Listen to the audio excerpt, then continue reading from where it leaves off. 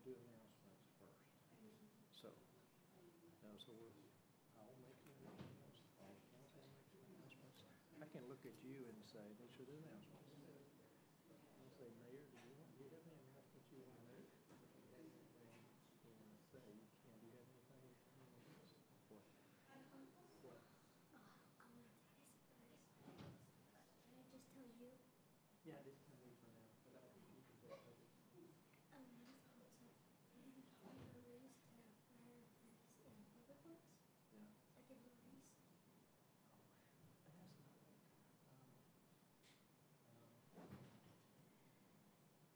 And that's not like, you could say, well, I may recommend that. Why would you recommend that? Because they do such good work and they care for the people of Colleyville and they Okay. You might say, as a city councilman that vote did raises, you could say, I want to commend and acknowledge the effort that these big something like that. How's that? so then there would be a voting process? No, announcements we do not vote. It's just announcements of things that are happening. So like, I would like to recommend a race to and so, like who I want to race with. Like for the fireworks, public works, fire department. Is that correct? So I say Yeah. I would say, rather than recommend that, I want to commend. I would say commend.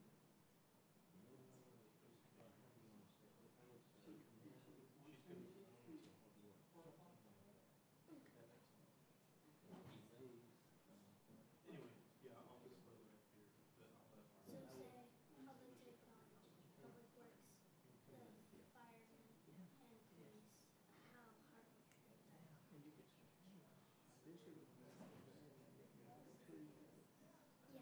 yeah, that'd be great. Yeah. Okay. And then after we get through all the announcements, then, I'm going to take you back down there. And we're going to say something about you. Then you can do your proclamation. You know how to do that? So we'll already be down there. And you'll, then it's time to, I'll announce you're going to give a proclamation to your school and teachers. And so you have it. And we will give you the actual proclamation. And you can read it. Okay? And also, she said that I can say something about my principal. Sure. Oh, yeah, you do. I wrote this. Yeah. Well, you do the proclamation and read the proclamation, and then you can say whatever nice things you want to say about your principal. So That'd be the great. proclamation is where is it? Uh, Oh, it's here. I think I have one. Oh yeah, I have one. yeah.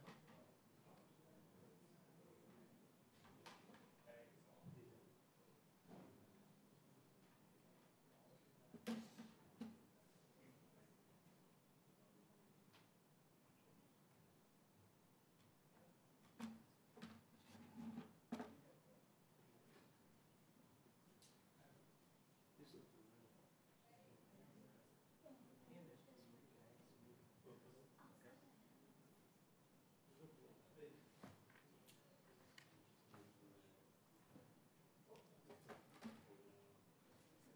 Which one do you want?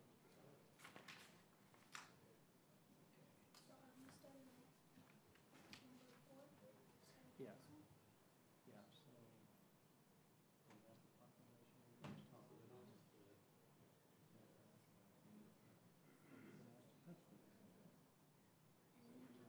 And you can read this, yes. And then after that, here's some sort of so you'll stay still, and I'll do this. Then when we're through it, we'll come back up here, and I'll say, So I'm making it here for the camera. yeah, so you will, I'm going to let you read the camera. So you'll read it, and we are reading read the proclamation first. And then staff will discuss it.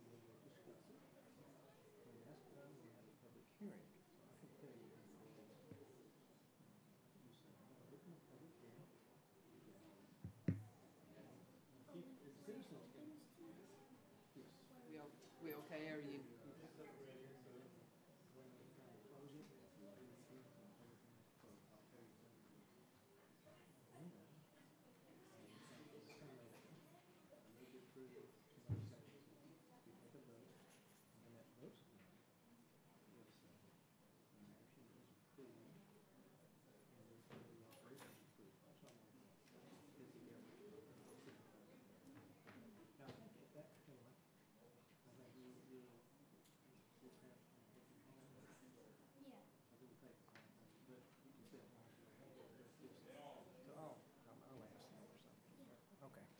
I'll go use the restroom. You need any water? Maybe. I'll bring it.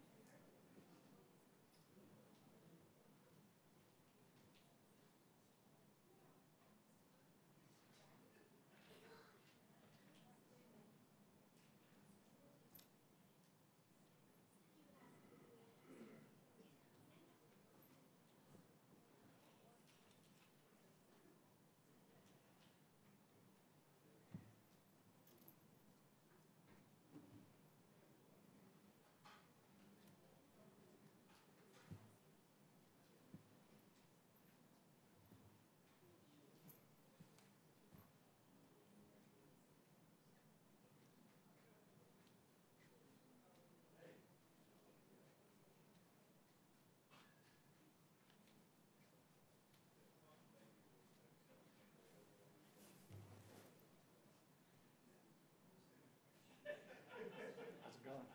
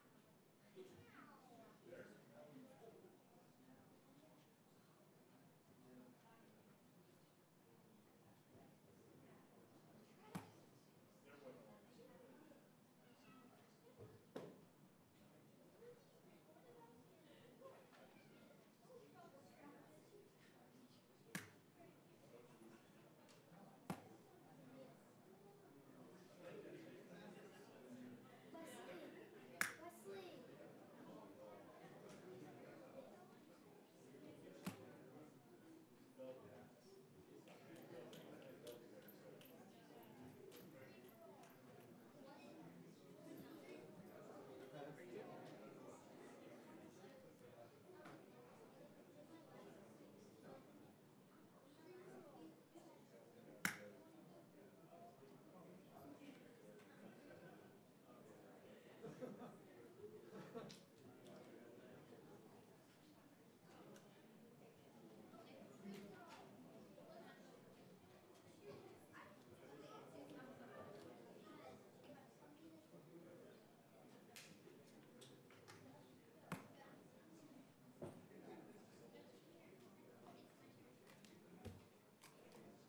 What's up, big guy?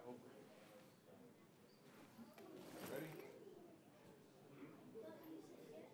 City manager's not here. And then Kathy Weedus is she's in place 3, and then she'll be place 2 even on the mayor vote tonight. City attorney, and it'll be George Dotson, Chuck Shelley, and Kelly Rick.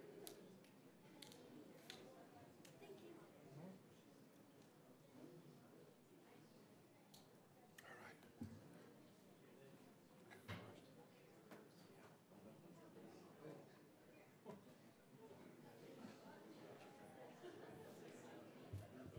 So how did you enjoy the pizza party? Was that good? Okay. And how was your whole day? Okay, very good. Okay. And are you wearing your little pin?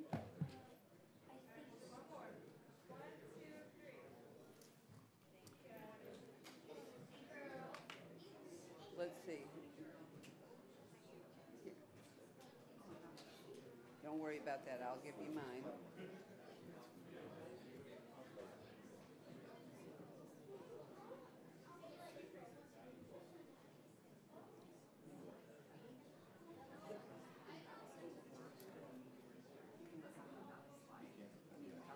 There's no way. There's no way. The whole organization is watching. They're saying, what is wrong with you? How can you let that occur? It's so egregious. They're sitting around some places. Yeah, there are. What did you do for your phone? How much intrusion area is there? We're gonna be a little cozy today, I like it. We've got a new mayor, we've got to make sure he's got space. Oh, Important. yeah. I just can't lose Mary Poppins umbrella here. Okay, there you go. Oh, sorry.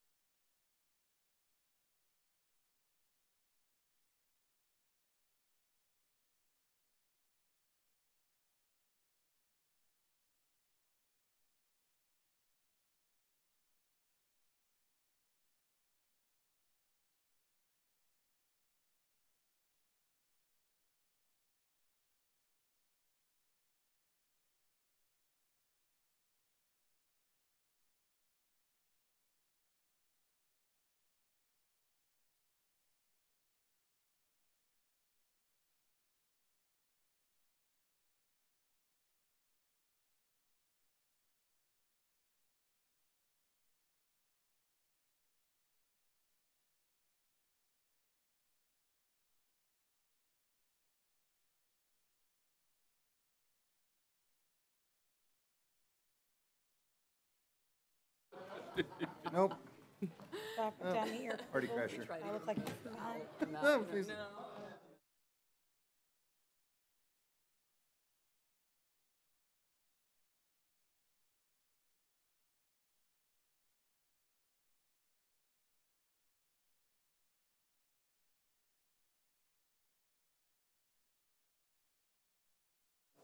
I'm not. I think I'm gonna make So we Oh, have to thank you. share this, Mark. got a windfall. And Bobby, oh, yeah. Use the graph down to, So now my question. Yeah, I will, but I'm waiting on, make sure all the councilmen are here, so Mayor Pro Tem Linda Mood is not at. You can rearrange my table. I've got two tables. Yeah. We can get together at 9 o'clock. Take a seating chart for all this. No, my mom and my I didn't see it. wife. Yeah, my daughter's in school. I wish my daughter would come up for I it. really brought this as a That's pretty smart. it on my outfit and be at the table that I have, but I think leopard now is that anything. Downright chilly out there when I. Oh my gosh, it was like Ready? drop. Yeah. but I think I need Huh? It's time. Get the mics turned on. Open this before the mic. It'll be Mark who turns us on. I'll be bringing in the Oh, wait, no, Mark. Assistant City Manager, he sits down there. The city attorney. So, here he is. That's city attorney. There comes Mark. So that's city manager.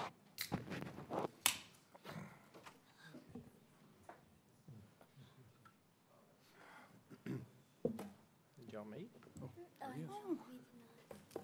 Oh, Hi, I'm Whit. Nice to meet you. Daniel. Or Junior for your phone. Yeah, I was gonna plug in my iPad, but I think. Well, thank you. These are comment cards for people that wish to speak as part of the meeting. So they identify on the agenda the item they want to speak about. And the person says they do not wish to speak, but they want to support the request.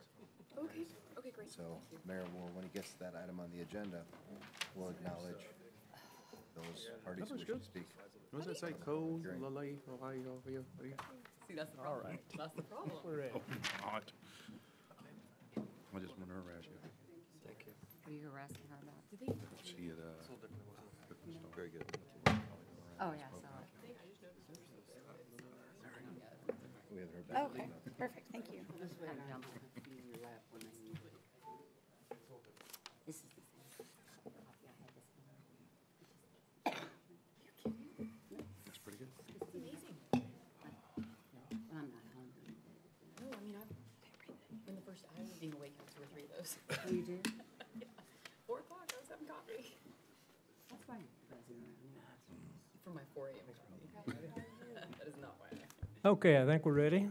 We're gonna get started, so let me call to the meeting to order at 7:33. So we're now in the regular city council meeting for January 22nd, 2019. Let me call the roll first. Councilmember Nakamura, Here. Mayor Pro Tem Lindemood, Here. Councilmember Wheat, Here. the mayor is here. Mayor for day, Daniel Thomas. Here. Councilmember Dodson, Here. Councilmember Kelly, Here. Councilmember Rigney. Here. So first thing we always do is have an invocation to open the meeting. Paul Vigiletti from Good Shepherd Catholic Church is going to do that for us tonight, and then we'll have the Pledge of Allegiance. Would you all please stand?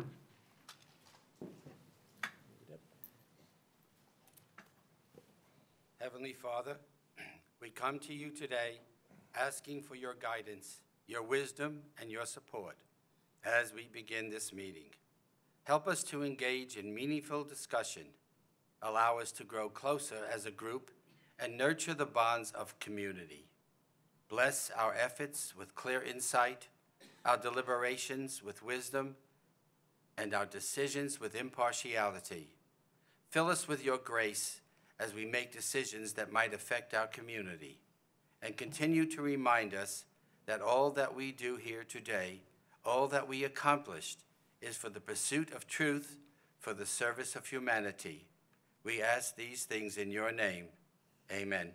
Amen. Pledge allegiance to the flag of the United States of America and to the republic for which it stands, one nation, under God, indivisible, with liberty and justice for all. Well, as you can see, we're running this meeting with two mayors tonight. So today, we've had the mayor for a day, Daniel Thomas, with us. We're going to swear him in just a second and speak a little bit more about him. But I can tell you he's an outstanding gentleman. He's had a very full day today. He spent time with the Public Works Department, the Police Department, the Fire Department, up here at City Hall, the library, and with us in the work session. So he's getting a full dose of what it takes to run a city, and hopefully learning a lot. I think you probably will. So we will, I want to also, his mother, father, and grandparents are here. So Dr. Shay Thomas is here, is his mother. Would you stand up, please? And Dr. Alex Thomas is his father. So thank you guys for letting him do this. And the grandparents are here. I apologize, I do not know your names, but we thank you for being here. I see he has a bunch of friends. He's already had a pizza party after the work session with his friends. So we will move on then. So agenda item 2, we just came out of executive session, as we always do. And we have agenda item 2 on here in case we need to take action out of executive session. Tonight we do not. So we're going to skip agenda item 2. And we're going to go straight to agenda item 3, which is to swear in the mayor for a day, Daniel Thomas. So we need to go downstairs so the city secretary can swear you in formally. So let's go down. We'll come back up before we do that. He's got a tall chair to get in and out. Tall chair. I need one of those. Yeah, you do. Yeah, how do I get one of those cushions? Just feel it on there.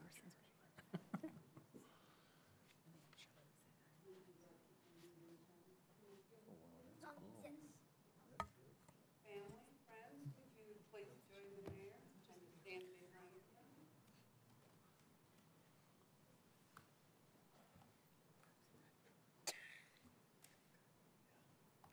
And I want you back just a little bit more so that we're hearing we're focusing on our mayor.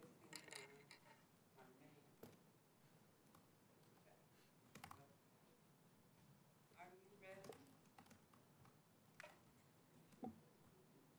Would you please raise your right hand and affirm the following? I, Daniel Thomas, I, Daniel Thomas, do solemnly swear that I will faithfully execute the duties of mayor for a day the duties of mayor for a day of the city of Colleyville, of the city of Colleyville, state of Texas, and will to the best of my ability preserve, preserve, protect, protect, and defend and defend the Constitution and laws the Constitution and laws of the United States of America of the United States of America and this state and and the Charter, ordinances, ordinances, and resolutions of this city. So help me God. So help me God. Congratulations. Thank you very much, ma'am.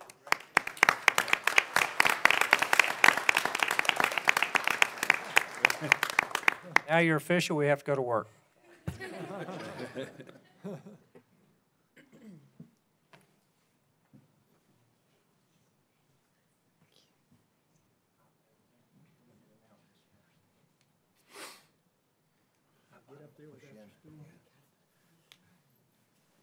There you go. Okay, so now you're sworn in. We're going to move to agenda item number 4, which is normally agenda item number 3.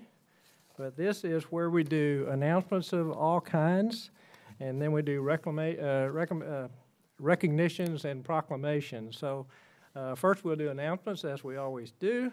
So I have a couple. We always have some announcements for everyone. So I wanted to let everyone know that at the Chamber of Commerce Awards banquet this past week, the city of Colleyville was awarded the Colleyville Chamber of Commerce Member of the Year Award at the 43rd annual banquet. So we are proud to be a partner of the Chamber. We really appreciate the award that they've given us and thank them. And I think the city has, in fact, earned that award this year. So really partnered up very strongly with the Chamber. So we thank them. We appreciate being part of the Chamber of Commerce.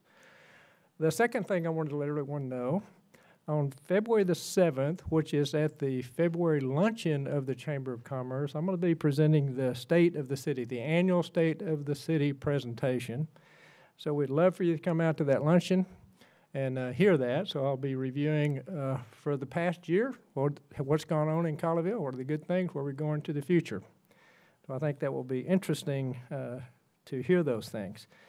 I neglected to say, this is Councilman Dodson's birthday. Happy birthday! So thank you very much. He got to choose the meal and the dessert tonight, so it was very good. So we thank you.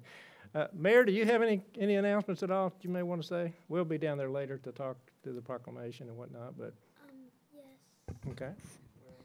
I wanted to acknowledgement the firefighters and public works and police officers for all of the hard work that they've done for us and just the city of Colleyville. Right. Well-deserved commendation. Anyone else have any announcements? I do, Mayor Newton and Mayor Thomas. I'd like to give you an update on the quarterly updates. Oh, is my mic not going? There we go. I just don't talk loud enough. You ask my kids, they know I do. The Colleyville Gives update. Economic development has wrapped up the fourth quarter promotion program. We received 53 grant applications, and the participating businesses have donated over $27,000 to local charities. That's an amazing job for our Q4, for the businesses here in Colleyville, and great job, and hats off to you, Mark, for getting it rolling and keeping it going. This is our fourth one, and I think it's a great thing. Thank you very much. Great. I have an announcement. I wanted to, I've been talking a lot about the library updates, and hopefully everybody's gotten a chance to see that. But if you haven't, this is a good excuse to get over to the library. Every summer we have a great reading club program, and this year we're doing a winter reading club program too. So you can go in and just get the forms and stuff that you need. It's going to go through April 13th, and you sign up at the youth services desk. And you get a punch card and a book bag, and so you get to earn lots of fun prizes and, of course, read lots of great books. So I'd encourage you all to go check out the renovation and join the reading club. Great. On Wednesday, January 30th, there will be a stormwater master plan meeting. And I think it's very important, as we know in Colleyville, we have a lot of hills and a lot of valleys. And sometimes in the valleys, all the water from the hills go to the valleys, and we have significant challenges and how we're going to deal with it. This year, we've put in, they're in the process of developing a stormwater master plan to guide the city's stormwater projects for the next several years. And as a part of the process, we need input from residents on situations that you may have with stormwater, pooling someplace that shouldn't, overflowing into your backyard or whatever. This will also concern flooding in general, water quality, and upcoming stormwater projects and maintenance. We welcome citizens' input to the planning process, and put on your calendar, please, the meeting takes place on Wednesday, January 30th at Colleyville Center at 5 p.m. So everyone is invited. Please come. Again, it's Wednesday, January 30th. We'd like to see you there. Thank you. Okay, this next item, I think they're trying to tell me something here. Our tax help is at the Senior Center, and it starts on February 5th. I don't know, I'm getting there. Free tax assistant is provided by ARP, and it's available Tuesdays, all Tuesdays, starting February 5th up until tax date. Appointments are required, and reservations can be made through the Senior Center. So give them a call and set up an appointment. And I get to talk to you all tonight about Colleyville Clean Sweep. Hopefully everybody has taken advantage of that during the last few years, but this year it will be on March 16th, and that it offers residents a one-stop drop-off event with 5 stations: the ever-popular CRUD Cruiser, electronics recycling, document shredding, bulk and brush trash collection, and tire recycling. So do your spring cleaning and join us on March 16th in the parking lot of Colleyville Heritage High School, and we will be there to help you take care of that spring cleaning items. I want to let everyone know that Winter Ball is coming up January 25th. Winter Ball 2019 presents an Under the Sea themed dance for mothers and sons or mother figures, and fathers and daughters or father figures on Friday, January 25th. Activities will include a DJ, professional photos, gift bags, and lots of fun. Dessert and refreshments will be served. And thank you for everyone who already bought tickets. Hope to see you all there. Very good, thank you. I forgot when I was talking about the city getting the award from the Chamber of Commerce. We got a nice little plaque. You can't read it from out there, but we'll put it in the case. And I got a commendation from the County Commissioner Gary Fickus for that award too. So I wanted to acknowledge those. Great. Now, you and I have a little work to do, so we're going to go down there to do it for a few minutes. So, and your proclamation will be down there.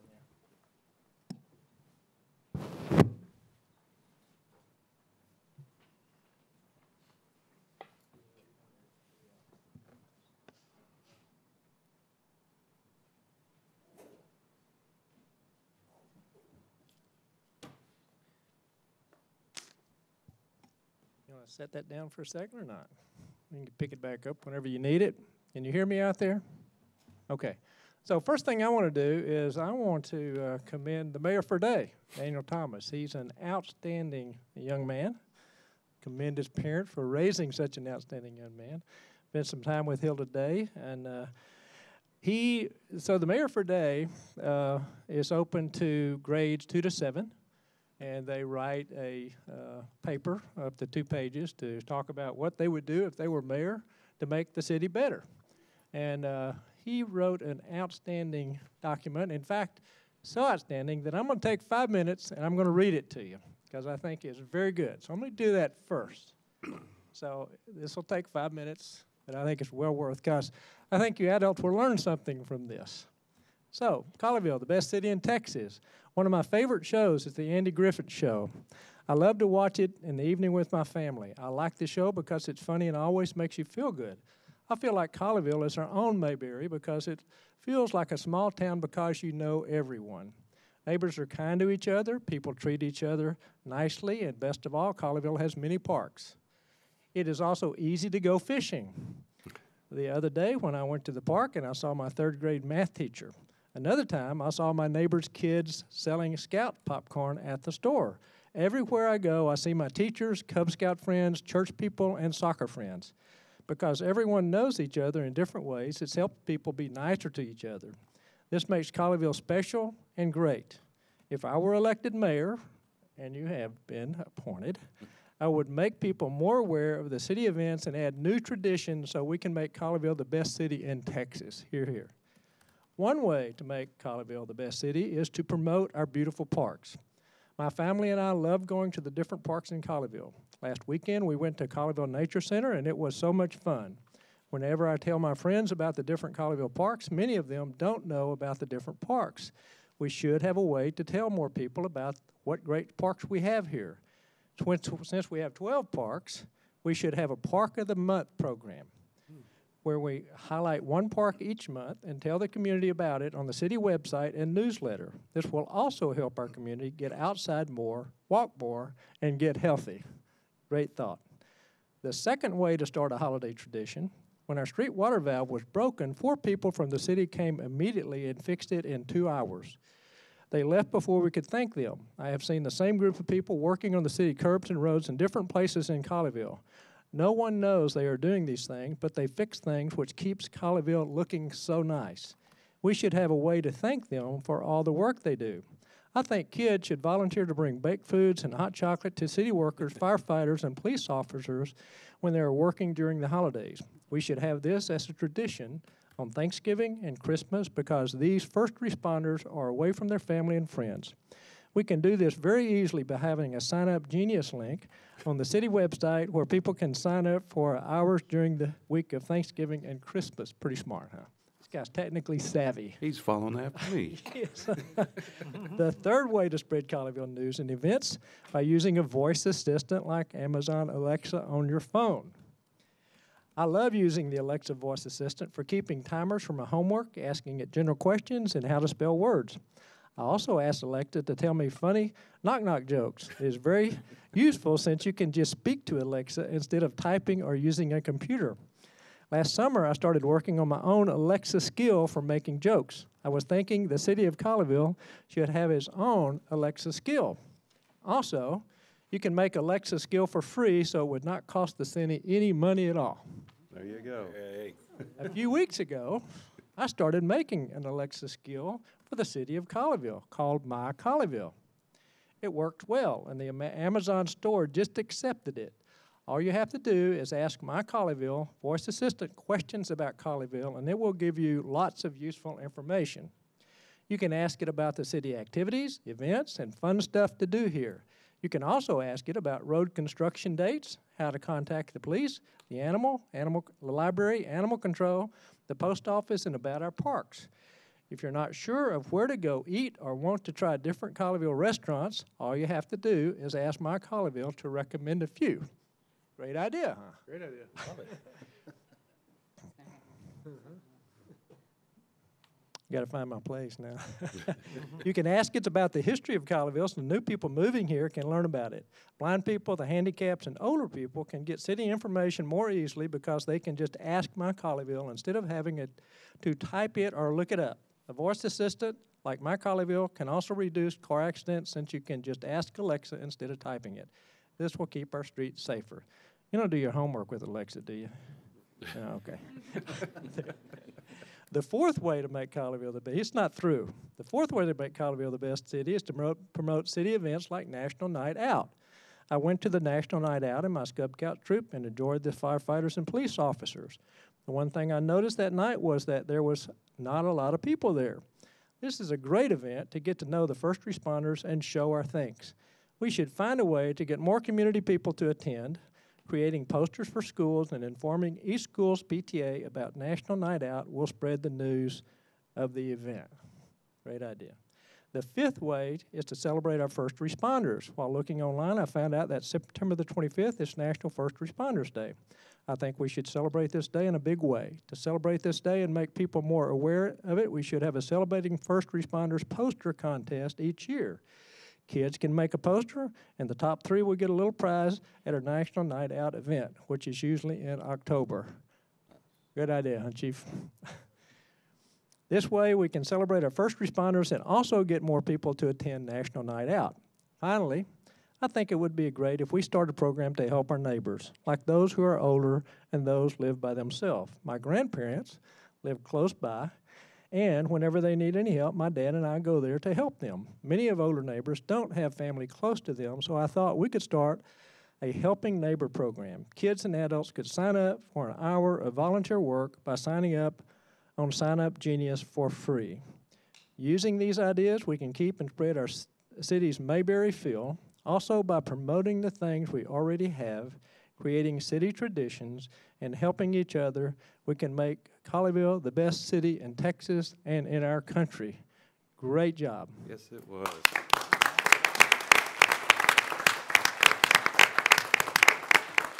Well written, had some outstanding ideas. You must have worked very hard on that, but you did a super job. I started in summer. Did you? That's great. I appreciate that. So I've got a proclamation for you I want to give you. So now you're going to hear a little bit of what you just heard, but that's okay. This is a proclamation to honor you. Whereas Daniel Thomas submitted the winning essay in the 2018 City of Colleyville Mayor for a Day contest, and whereas Daniel Thomas attends 5th grade at Heritage Elementary School, and whereas Daniel would like to promote the beauty of Colleyville's 12 parks through a Park of the Month program, highlighting one park each month on the city website and newsletter, and whereas Daniel would like to start a holiday tradition to thank city workers, firefighters, and police officers working during holidays and away from their family and friends, using a sign-up link on the city website. Volunteers could sign up to bring baked goods, hot chocolate, and other items during the weeks of Thanksgiving and Christmas to first responders and city staff. And whereas Daniel would like to celebrate and honor our first responders by promoting National Night Out and First Responders Day as a great way to know our first responders and show our thanks. And whereas Daniel also suggests spreading Colleyville news, events, and other valuable information to the community using a voice assistant like Amazon Alexa. He developed an Alexa skill called My Colleyville that can be found on Amazon. And whereas Daniel Thomas' essay exemplifies outstanding citizenry and a desire to contribute to his community. Now, therefore, I, Richard Newton, Mayor of the City of Colleyville, Texas, on behalf of the Colleyville City Council and citizens of Colleyville, do hereby proclaim Daniel Thomas as Mayor for a Day in the City of Colleyville and encourage citizens to recognize the abilities and desires of today's youth to become leaders in their community. In witness whereof, I do hereby set my hand and seal of the City of Colleyville, Texas, affixed this 22nd day of January 2019. I want to give you that. Thank you very much.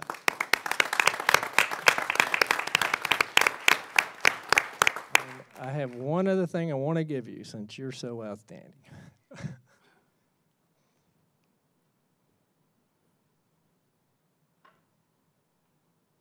I want to present you with the key to the city of Colleyville. So you probably can't see it out there, but that's what this is. And so I know you can't hold all that, but congratulations. And by the way, we call this Mayor for a Day, but actually you're going to be mayor kind of most all year. Because the last thing we do at Christmas, we do the Christmas tree lighting. You're going to help me do that. And Santa. Great. So you want to get some pictures now? Who do you want up here in your picture? Friends, family? Huh? Maybe friends and family. Okay, friends and family. Y'all want to come up for a picture?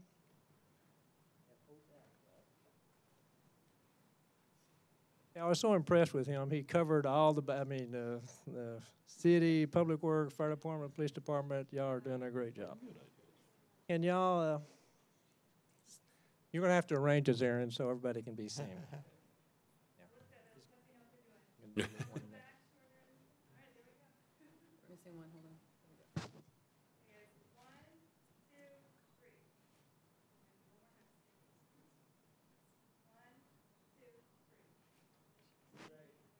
Thank you so much.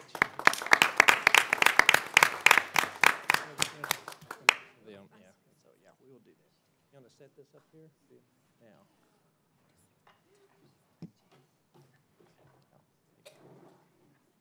Yeah. So now, Mayor Thomas has a proclamation himself to do. You're going to do this proclamation first or that first? Okay. Okay, so I would like to thank Miss Hemi for all she does for the students at Heritage Elementary. When she became our principal, she added so many fun things to make school even more fun. She makes funny back-to-school videos, added more after-school activities, and plays music on Fridays. I'm so glad she is my principal. I also want to thank Miss Dennis and Miss Alberton. They're both caring, kind, and always helpful. Go Eagles!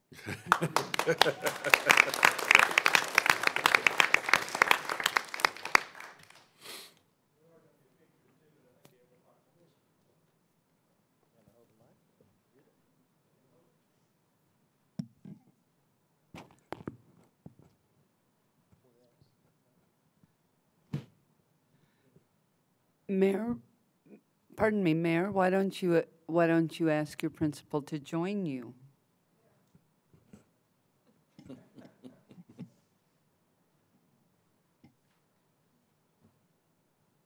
Whereas I, Daniel Thomas, submitted the winning essay in the 2018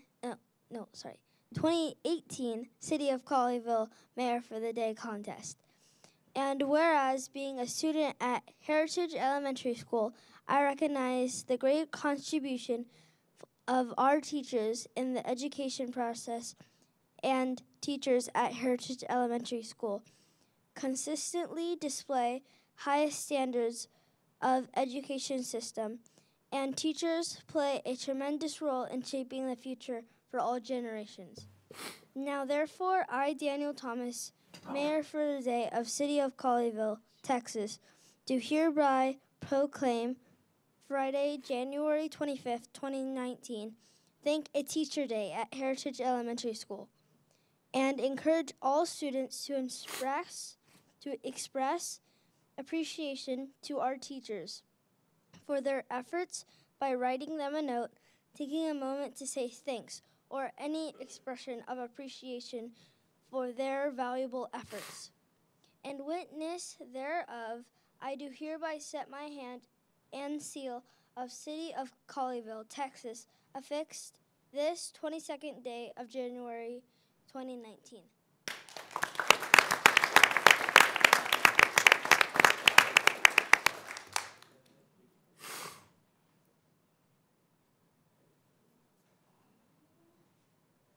And I'm happy to have this Friday, to be Thank a Teacher Day. And so you can come on the announcements and you can tell us about it. So we can do that. I love that. And thank you, Daniel. You are a great representative for HES. We need to get pictures.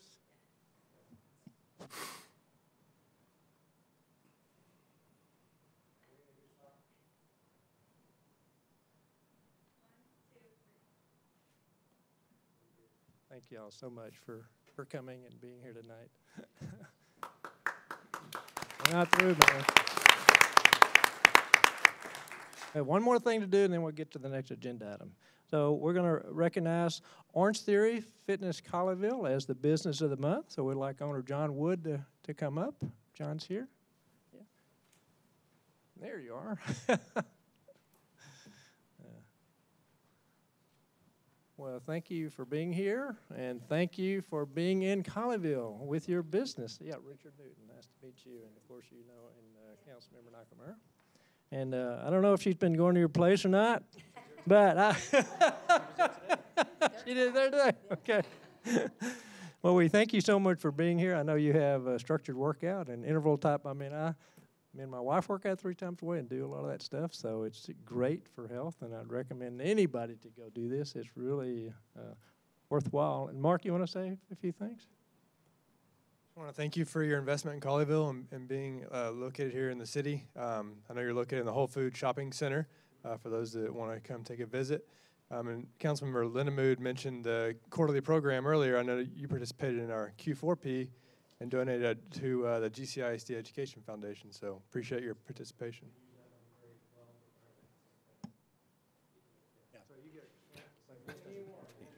I want to thank you for that opportunity and for helping us with our advertising campaign for Q1. We advertised in the Impact newspaper, full page, 2-sided, full color for our business, and I appreciate the help that you've given us. Thank you very much. We really appreciate you being here, and the Impact newspaper does a great job. You want to say it? few things? Yes, I would like to say something. Is this on? Can y'all hear me? I know, that's a foolish question, you know. I wanted to say, I've worked out for 40 years, but I've been at Orange Theory for about 2.5 years, and it is an amazing workout. So anybody who's looking for a quick workout, you get in, you get out. It's a little less than a year, and they've taken this over, and they've done a great job at Orange Theory, and we appreciate it. So I recommend to anybody out there who's looking for a workout program, even after 40 years of working out, they do a great job, and you leave there, you know you've worked out, okay? So I want to thank them for being in the community, and I want everybody to get out and support them. Come over, you can do a class. I think it's at no charge, isn't it? First class is free. Come on over, as you will not be disappointed. It's wonderful. Because I was, 2.5 years ago before I signed up, I was a little, they can't give me what I need. No, they do a great job. So I want to thank them for being here. Yeah, go by and give them a try. Just meet them and talk to them and see what they have there. It's wonderful. So we have a very small token of appreciation, and we'll get you and so you can show in your place. And again, thank you for being in Colleyville. We appreciate our businesses. Thank you very much. Okay. Thank you. You got to get pictures. Here, you want me to put that?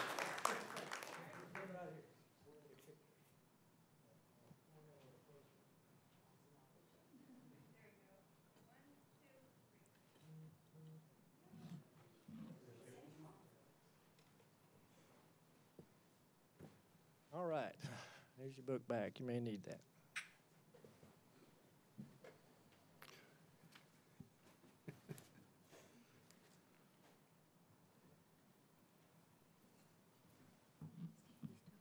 Oh, yeah, she's there today. She goes there 3 or 4 times a week. Okay, that was Agenda 4.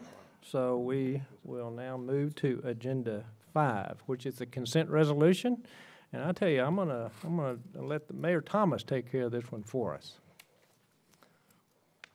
So this is going to be a reading and public hearing of consent resolution. So you want to read the resolution first?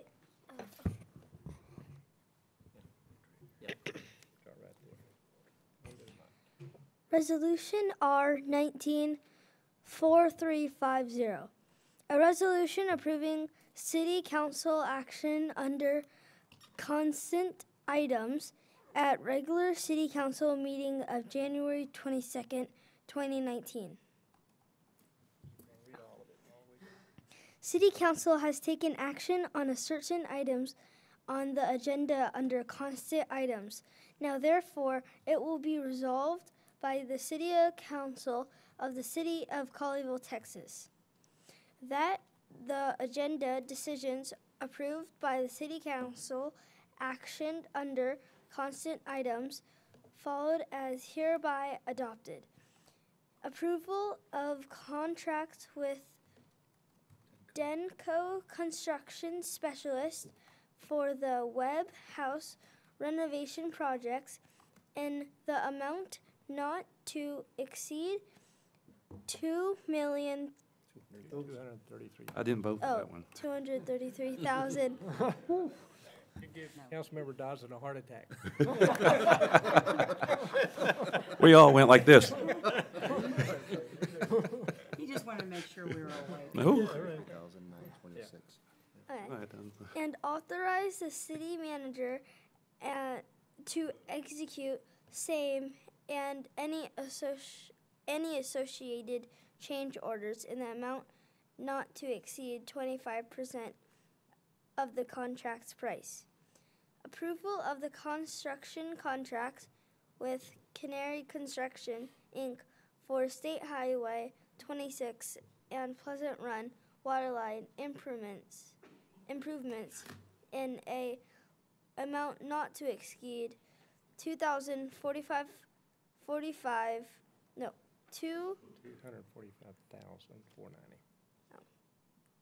Now you're giving the contractor a heart attack. Yeah.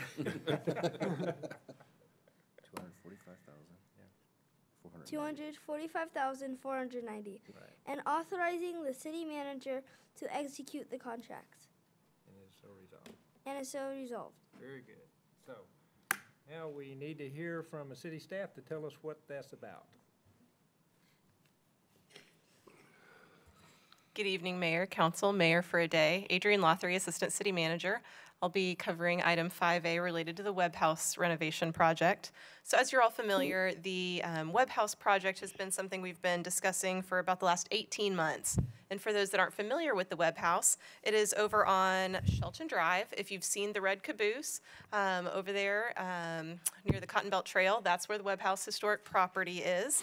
And the home, we don't know the exact date, but it is a historic home, although not officially, but for the community at least. And it's on approximately 3 acres. It was last modified in 2002, but it's now in need of a number of repairs. And part of the discussion over the last 18 months has been exploring with the council and the community what the best use of this property is and how we can make it an asset that is better utilized and better accessible to our citizens.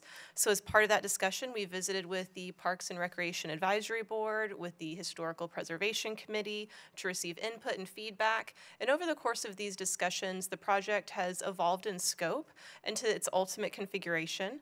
The proposed renovation project would do a number of things. Some are just needed maintenance and repair items like replacing some siding, roof, HVAC systems, things of that nature. There's also items to make it an amenity that's more usable for the community, including taking down the picket fence that currently surrounds the property that gives off a vibe, a little bit of a, stay out, not necessarily a place to come in and visit, and replacing that with a trail that better connects back to the Cotton Belt to show that this is a place to welcome folks to come in and have family picnics, enjoy the grounds. This is a city property. It can be used as a park site. Another really neat feature that was added and really got fine-tuned along the way as we visited with the Parks and Recreation Advisory Board and the Historical Preservation Commission was to add a restroom that can be accessed both from the porch of the Webb House and that also has a door to the inside of the building, so that if we were to rent out the Webb House for some sort of private event or meeting, you could lock the door to the outside and use it as an indoor restroom. But then, the majority of the time when the interior of the building is not in use, you can lock the door to the inside of the home, and it can be used as a trail rest stop. But that gives an extra amenity there to have that restroom, have some park benches, update the landscaping around the house, and really make that an enjoyable community asset. We did, as a part of these conversations, explore the idea at the recommendation of the Parks and Recreation Advisory Board of adding a gazebo to the backyard, if you will, on the property. That was something that was of interest. We did bid that as an ad alternate. Some of the bids came back a little bit higher than we were hoping, so we've not recommended inclusion of that at this time, but we will be exploring opportunities to either look into that at a later date or potentially doing a portion of that project in-house to save some costs there. We have two representatives from Denco here this evening. They're really excited about the project. We also have our architect, Aaron Babcock with Heidel and Associates.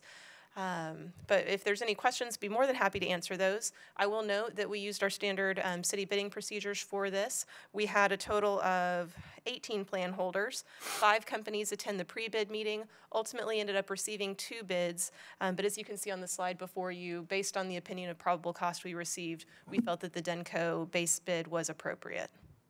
Very good. Ask the council if anyone has any questions.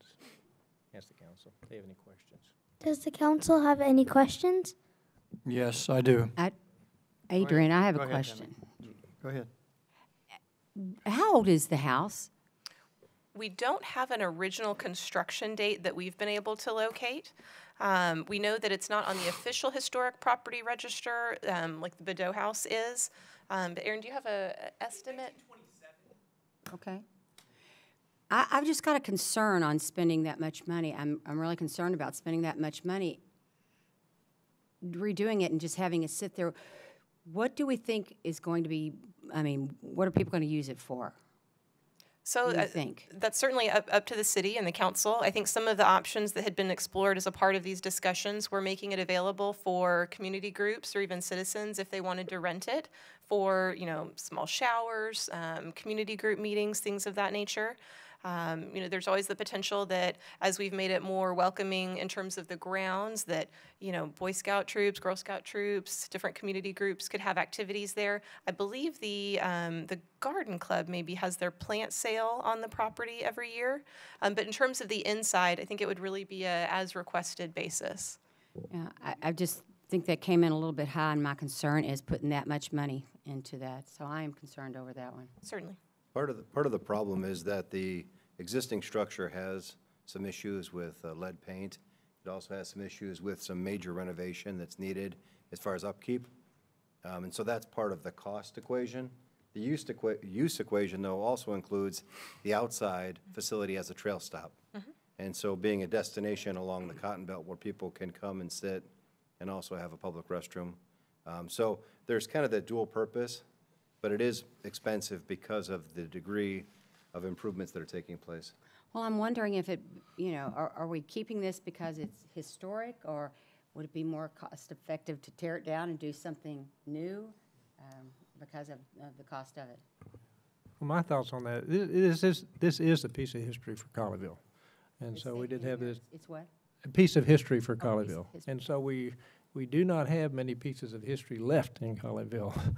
So I'm a proponent of maintaining that we do have. Historical Committee took a look at this, and the Parks and Recreation did too. I granted it's a lot of money.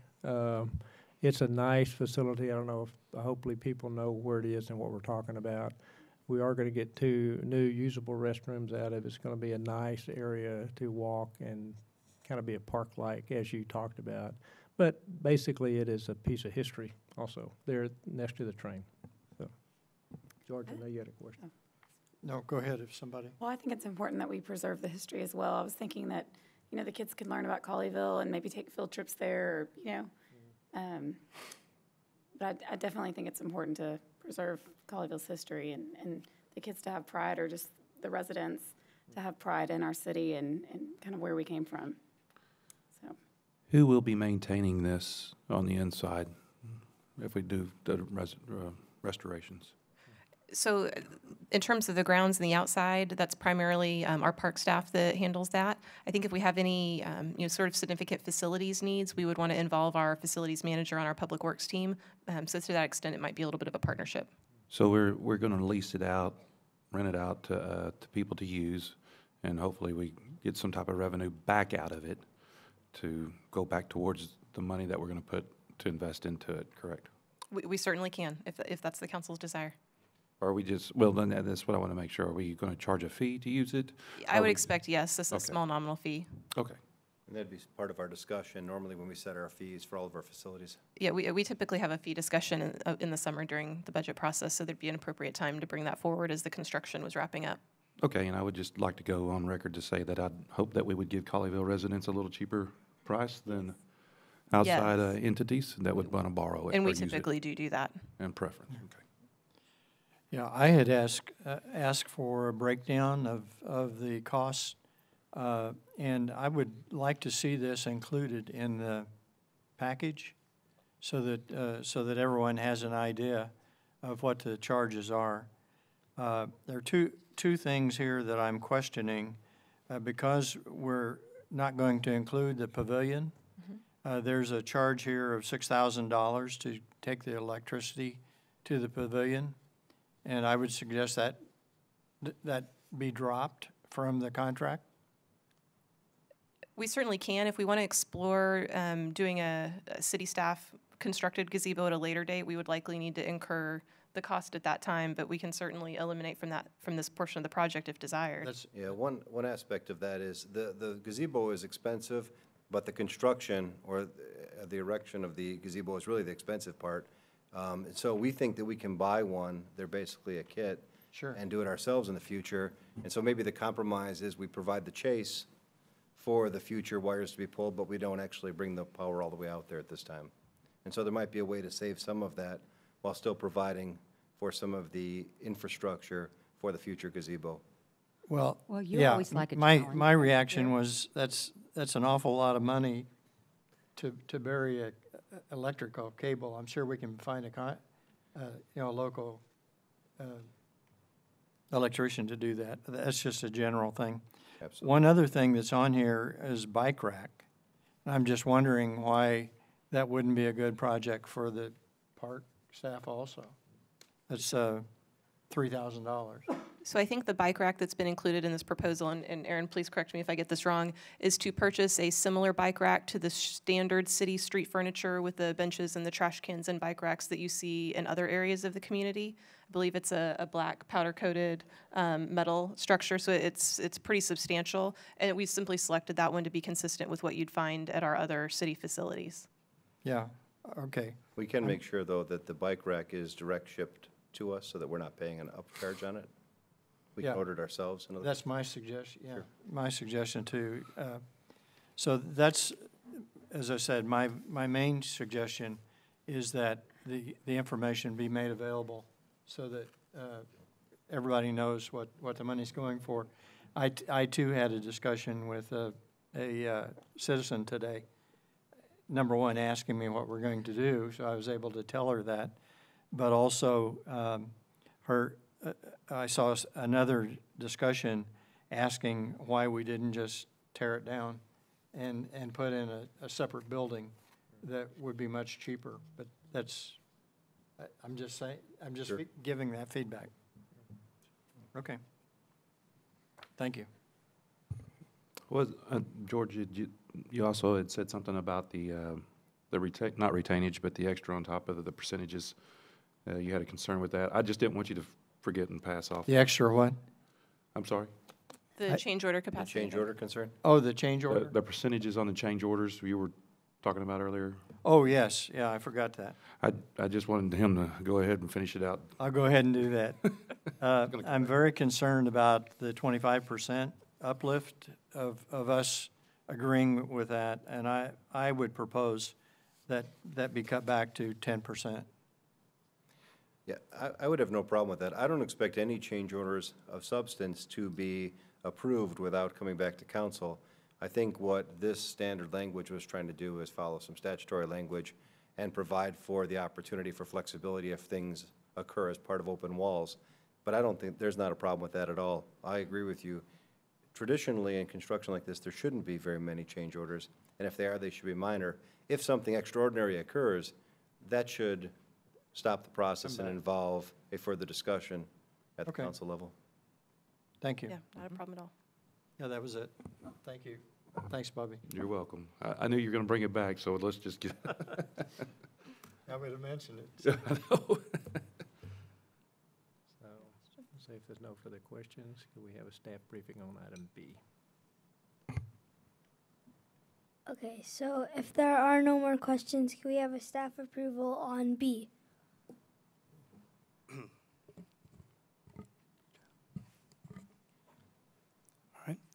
Good evening, mayors, council members.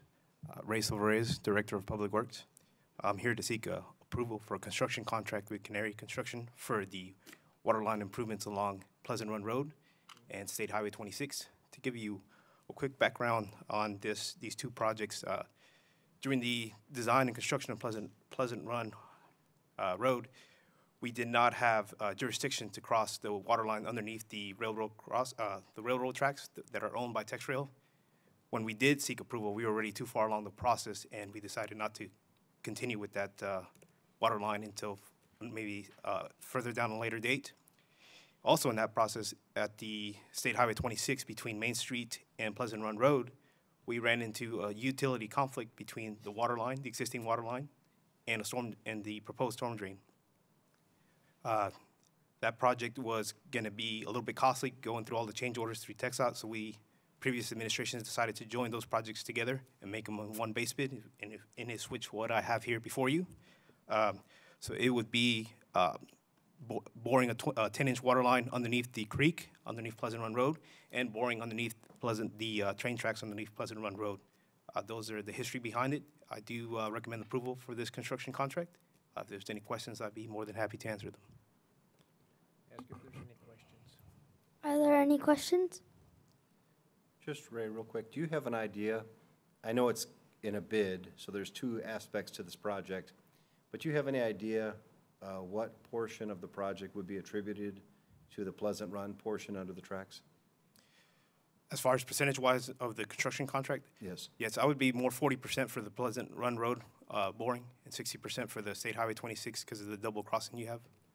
The reason that's important is that When we looked at the Pleasant Run contract previously, there was an option for a change order, and that change order was well over 100,000 just for that project, plus some contractor days. And so we decided to go out and bid that project as part of this effort, and it seems like that effort paid off, and it was not only the appropriate thing to do, but it also was the good business thing to do, so thank you. Okay. Great. Okay, so if there's no other questions, I want to open the public hearing. If there is no other questions, I would like to open public hearing. Public hearing is open. Public hearing is open. Ask if we have any cards. Anyone to speak? Anyone to speak? Does anybody want to speak? We have no cards, Mayor. Okay, no one wants to speak, so I'm closing the public hearing and gavel. No one is speaking, so I am closing Public hearing. public hearing. Okay. Now, motion is in order. Motion is in order. That's right. 1943. I'll move to approve Resolution R-19-4350. I'll second. Okay, let me say some. So we have a motion to approve Resolution R-19-4350, and it's by Councilmember Wheat and a second by Councilmember Rigney. A question, during the discussion, I heard a recommendation to reduce the amount not to exceed from 25% to 10%. Do you want that to be part of your motions? And second, Can you state that again? on item A, it says in amount not to exceed 25% associated change orders, a recommendation in the discussion was to reduce that 25% to 10%. Great. So with the modification to change item A, a maximum of 20% rather than 25%. And include the cross breakout as identified. And add the cost breakdown. Yeah. As For item stated A by also. Councilmember Dodson. Let's be clear, it's 10%, not 20%, correct? Yeah, 10% for the change Let's order. state it again. All right. Okay. Yeah. All right. So it's I'm on going to the move record. to approve, let me borrow this, Resolution R-19-4350, with a modification in item A in an amount not to exceed 10% of the contract price for change orders, and To include the detailed breakdown for the project. I'll second. Okay. So now we have an amended motion to approve the resolution with the changes from 25%, the change orders down to 10%, and with the adding the list of items for the contracts. Now, say, open the vote. Open the vote. Mayor, you were going to take a voice call so that Mayor Faraday could vote. I'm going to do a voice call so the mayor can vote because you're not built into the system. So, let me do this. So the motion to approve with those amendments, Councilmember Nakamura, how do you vote? no. No. Mayor Pro Tem Lindemood? Aye. Councilmember Wheat? Aye. Mayor Thomas, how do you vote? Yea or nay? Yes or no? Yes. Yes. Mayor votes yes. Councilmember Dodson? Yes. Councilmember Kelly? Yes. Councilmember Rigney? Yes. So say the motion is approved, and the resolution, say the resolution is approved, and gavel. The resolution is approved. Very good. Got it. Okay. Super job. Now, it may be that Mom and Dad may want to take you home at this point. You tell me, Mom and Dad. It's about 8:30. So you do. So we really appreciate you being here today. I hope you had a good time. You've done a great job as mayor. Hey, when I need help, I'm going to call on you this year. How about that? Is that okay? Those great ideas. Yeah, it's super ideas. I can't wait till he gets old enough to run. Look what he's got now. In a few years, we're going to have a great, great, great city. Exactly. This is great. So You got my vote, buddy. there you go. Have to run for mayor sometime. Thank you for coming. So thank you for coming. So we'll. Yes. Thank you. Take care. Thank you, Mayor. There you go. Take your vote.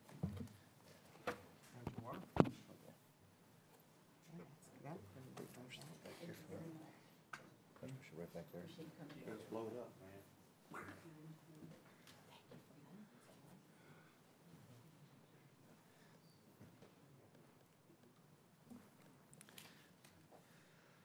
Gives you a lot of confidence. Thank you guys for coming. We really appreciate it. Nice to meet you. Well, I appreciate the help. As you all know, I need all the help I can get. That's not a true statement. With help like that, everyone can do. Absolutely. No, he's great ideas. All right, so that was agenda item 5. Now we will move to agenda item 6, which is an item not for action. This is the monthly financial report. Good evening, Mayor and Council.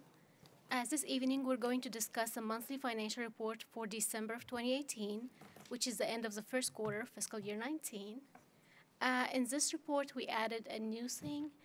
No, maybe that's not the right one. Can we switch back to this screen? Yeah, I'm sorry.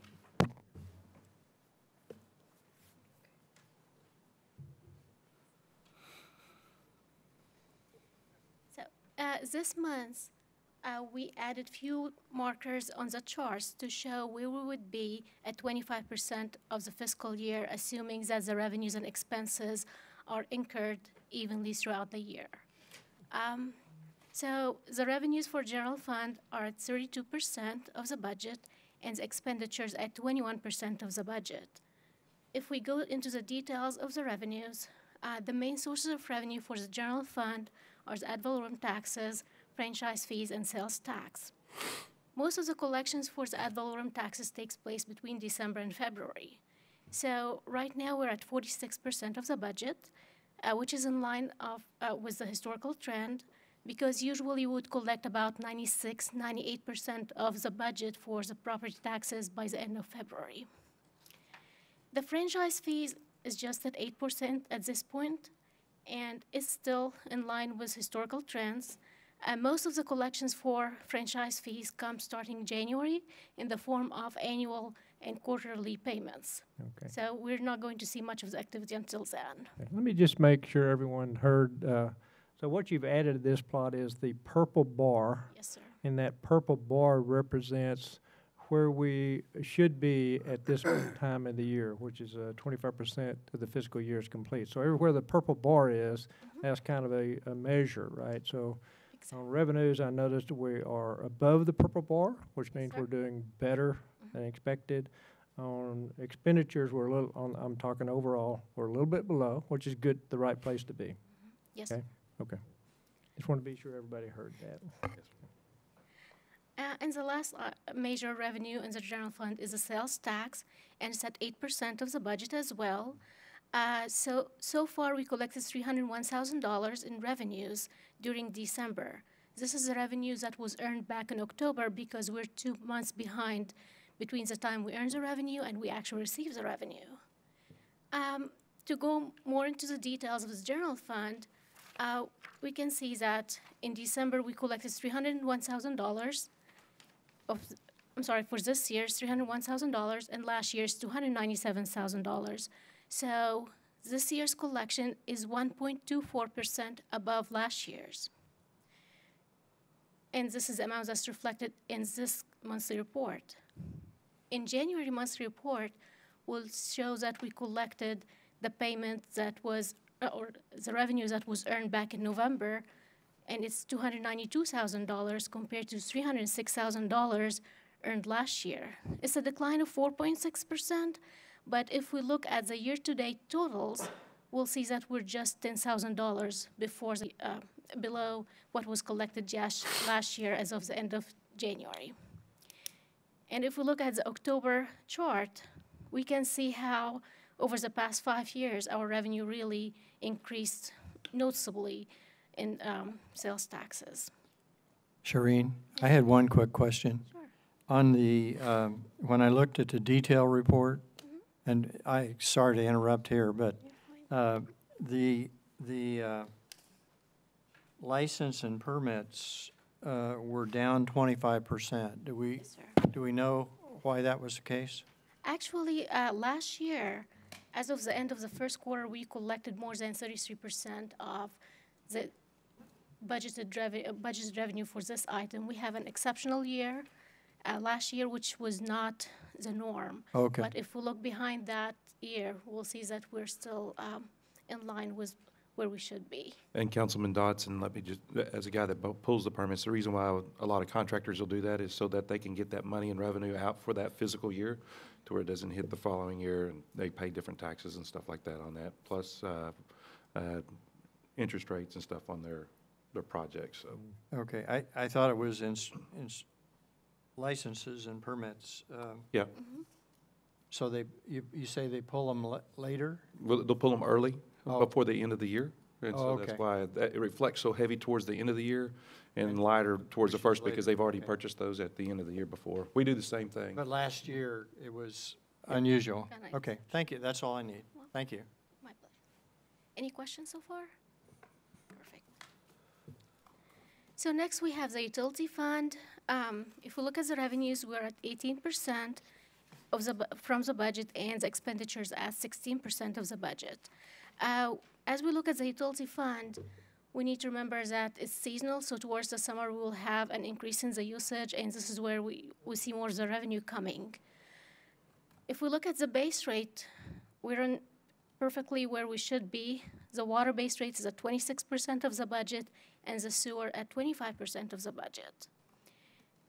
When we look at the volumetric rate for water, it's significantly lower than what we had last year. It's about 45% down, and it's because we had a significant amount of rain, and it affected the usage for our consumers, which is good in a way, because right now we're starting the winter averaging time, which is between December and February, and we recommend that all our customers would take charge of their water bill, because their conservation efforts right now can pay off, especially with the increase in rates that TRA passed to us. And it affects the sewer rate as well. Yep. Yeah, the other very positive thing is that because we changed the water charges in 2016, the city will not lose any money. We have the base that we need. We just won't be paying as much money to the TRA. Exactly. Yeah, that's great. Yeah. So basically, what George was saying, the water base rate and sewer base rate are the two items that are controllable by the city. We're right on target. We'd expect to be right on target. The volumetric use is just dependent on how much people use and what the rain is. But as y'all all pointed out, December, January, and February, it's good for citizens for that usage to be low, because their sewer bill for the rest of the year is dependent on that. Yeah. All right. Next, we have the debt service fund, and the property taxes in this fund is again at 45% of the budget. And this is basically because we do most of the collections between December and February. Regarding the expenditures, we really don't have much of activity, did not change for a few months now. We did pay the fire engine lease payment. We are not going to pay the ambulance until June, and for our bond payments, we're paying in February the principal and interest portion, and then the second payment will be in August for just the interest portion. So we should not see much of an activity for the expenditures at this point in time. We'll just see revenues coming in for the property taxes. Shereen, when is that bond paid off? Isn't it next year? It depends. This one have multiples, so we have some. 2025. I need to look back at it, but this one has multiple issuances under this item. I can look at this and get back with you. Would you do that? I thought it was next year, but I would like to know that. Definitely. Thank you. So, yeah. So this one, this debt service fund, it kind of stands out to me that we're showing bar charts. It's a little more difficult to see what's going on because bar charts aggregate the months. One approach where we have situations where there's such a monthly variation, or there's big payments or receipts in specific months during the year, if we trended or showed the trend by month on time, you would see those blips and things, it would be a little more obvious as to what's going on. So just a thought. Yeah. Last but not least, we have the drainage fund. Revenues are at 27% of the budget and expenditures at 15%. Overall revenues went, or the drainage fee revenues went up 1.75%, and the expenditures are where we are expecting them to be, and we are on track with the budget. Any questions? Thank you. So, yeah, I got a overall overarching question. So we looked at a bunch of bar charts and numbers, and people watching this have seen that. They probably, you know, we're used to looking at these, so we have a good idea. So, but in my looking at these, let me just ask the question. Are we good on everything? Do we have any issues anywhere? Any concerns that you have? What do you think? Give us a... We're doing great, and we were on track with the budget, and like, if we look at the revenues for sales taxes are going up as of the end of December, and even the slight declines that we have by the end of January is less than it's about $10,000, which really is not material, and we're hoping to recoup out of this. Sales property tax revenues coming up great, and we usually have like more than 99% collection rate with those, so I think we're doing great. Okay, very good. Any other questions? No. Thank you. Thank you.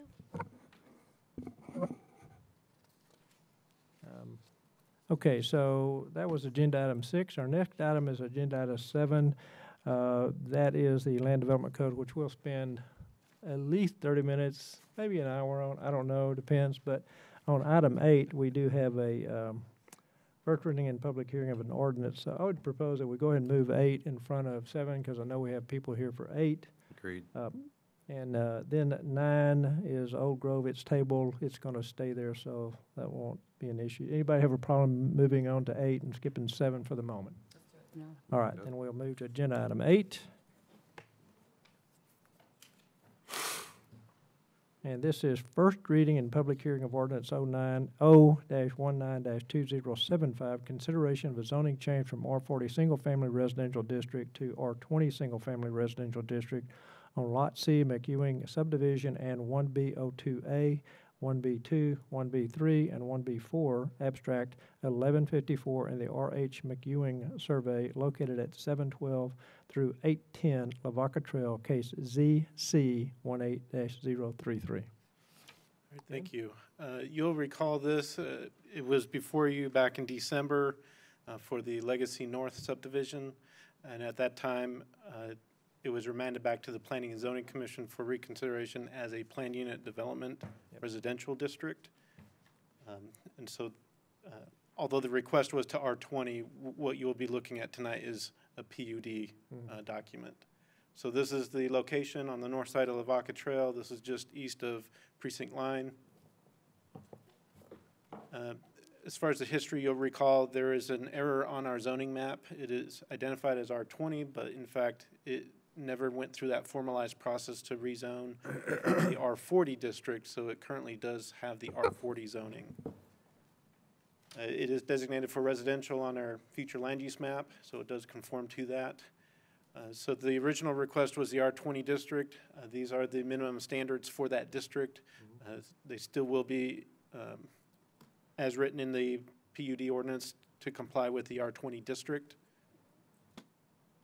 So just, I've gone through this history before, but in 2006, it identified the R40, but then in 2007, incorrectly changed to the R20 district. I do have zoning history on adjacent properties as well, if we need to come back to that. This is the property, the exhibit for the development of this property. It is the same developer as Legacy, which is on the south side of Lavaca. And so you can see the design is very similar to what we have there existing on the south side. Again, they will meet the R20 standards for each of these lots. The primary purpose for the PUD ordinance was for private streets, being able to codify that in a zoning ordinance document, also to recognize that there are some agreements that were made with some adjacent neighborhoods. Although the specifics are not outlined, each of those agreements are referenced in the ordinance itself through letters of intent.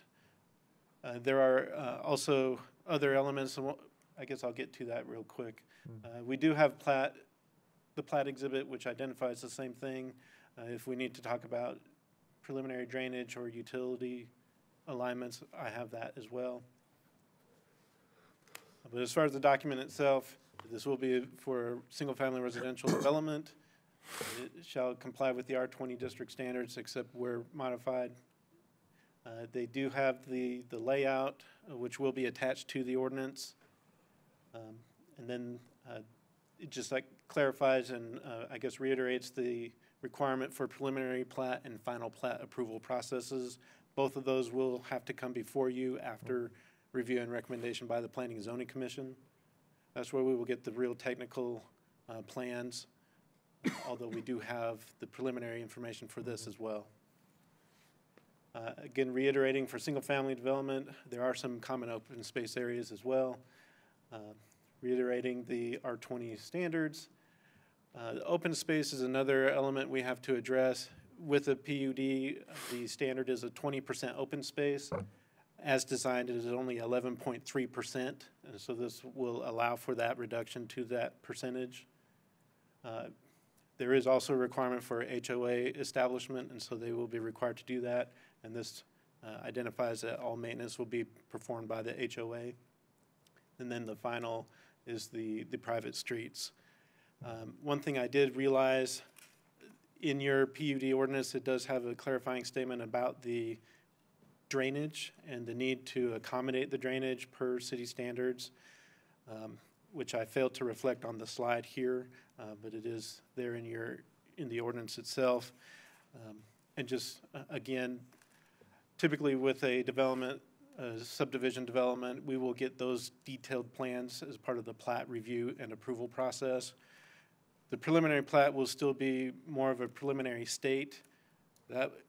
Once that's approved, it will authorize the developer to go through the construction document creation and approval through our Public Works office. They would approve those plans. They can then build the public infrastructure, so the streets, the water lines, sanitary sewer lines, and also the detention areas. Once those are ready to be accepted, that's when we would see the final plat submitted, and we would get the actual corrected final plans for all of that. And you would approve those plans with the final plat as well. But essentially, they've already been approved through our Public Works office and installed. Just a view looking north from Lavaca. We did send our notices out to surrounding property owners, all within 500 feet. We did receive a substantial number back. A few were in opposition, but the vast majority were in favor. And just to summarize the actions that have happened, so first did go to the Planning and Zoning Commission. They recommended the approval to the R20 district. That was at the October 22nd date. When it came to City Council for final review and approval, the desire was to go to the Plan Unit Development District ordinance process. It was remanded back to the Planning and Zoning Commission for a second review. They did hear that just last week on January 14th, and they recommend approval 7-0. Yeah. That was kind of quick, but if there's any questions, I'd be glad to answer them. Yeah, so the another thing we talked about last time that developer plans to do, and it's done in the other development across the street, is have public access pedestrian public access, so that's important. Yeah, we can add that in for sure. Representation was also for this development to basically mimic the development that was done across the street. I assume by that means how it, the fences and everything would be the same. And I'm looking at the developer applicant, so if I'm saying something wrong, he can shake his head when I talk about it. I'm just repeating some of the things we talked about last time. And by the time we get through with the PUD, some of that stuff may be built in just to ensure that it's codified. Sure. We did talk a good bit about the agreements. The applicant had worked very hard with the neighbors And part of the reason we asked to go PUD was to ensure, and you commented on this, to ensure those were built in and codified so that there was no misunderstanding about what that was. And so I'm just saying there may be some tweaks in the PUD to accomplish all those things. I don't know if we're there in the final form yet, but we're very close. The concept you outlined, I'm outlining the concept too. I think we're there. There may very well be a couple. I know there's a couple of questions, so Yeah. I know George has one. Yeah, one question I have is about the drainage. This land slopes significantly to the down to the west and towards the front, and it's there. To me, it's a fairly small retention pond. Is it possible, or can we put something on the plat to indicate that if the retention pond and drainage plan is inadequate, that the project will come back to the city council? At what time, you mentioned that there will be some streets and stuff go in before the final plat, is that correct? That's right. When will the study be done by the engineer, the city engineer, to confirm that the drainage plan, even before they, I assume before they start anything, they'll need to present enough information to the city engineer that they'll be able to understand and evaluate that plan. Is that correct? That's right. So that happens during the plat process. The preliminary plat, they'll present something very similar to this. It actually would look like this, and with the associated engineering documents as well. It will still be in a preliminary stage, but at a greater detail than what you're, well, maybe not from what they've provided, but they will have to go through the formal and final details prior to our Public Works Office authorizing for them to begin construction on any element out there. So that construction document process, which happens right after the preliminary plat is approved, is where our Public Works Office will review all of the plans and make sure it will meet all of our codes. And when they approve those documents, it's only after they approve those documents where they will begin any construction out there. Okay, but at what point will we be able to see and be assured that the city engineer signs off on the plan before they start, other development? We can either provide an update during that process, or I suppose we can write in a regulation that prior to any commencement of construction, the city council would like to review those documents. Typically, it doesn't happen that way, but I suppose we can do that. Well, will that happen before final plat approval by the council? Yes, but yeah, that's what I you won't thought. see the final plat until it's all basically Yeah. constructed and it's at the Right. end. So I think an answer. To look at the plans, Yeah. it's going to be after the preliminary plat, but Yeah. there's not really a All right. step in between those two. Yeah, so I think the answer is, what I'm hearing is, George asked the question, when, you want to know, when will the city staff, city engineer, have approved the drainage design?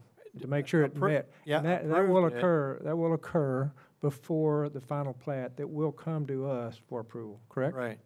Well, it's not going to be the 100% final construction documents. It's going to still be a plan of how they intend to do it. Once they get out there, there may be some minor changes. May not affect the drainage as much on this project, but sometimes they might have to relocate a utility line from one lot line to another.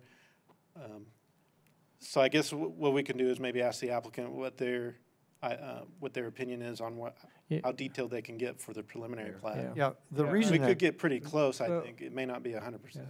City manager might comment. Yeah, one thing I was suggesting is to section 2A, where we talk about the street layout and the arrangements of the lot, and Exhibit B, which is the exhibit that they're providing as their layout for the subdivision.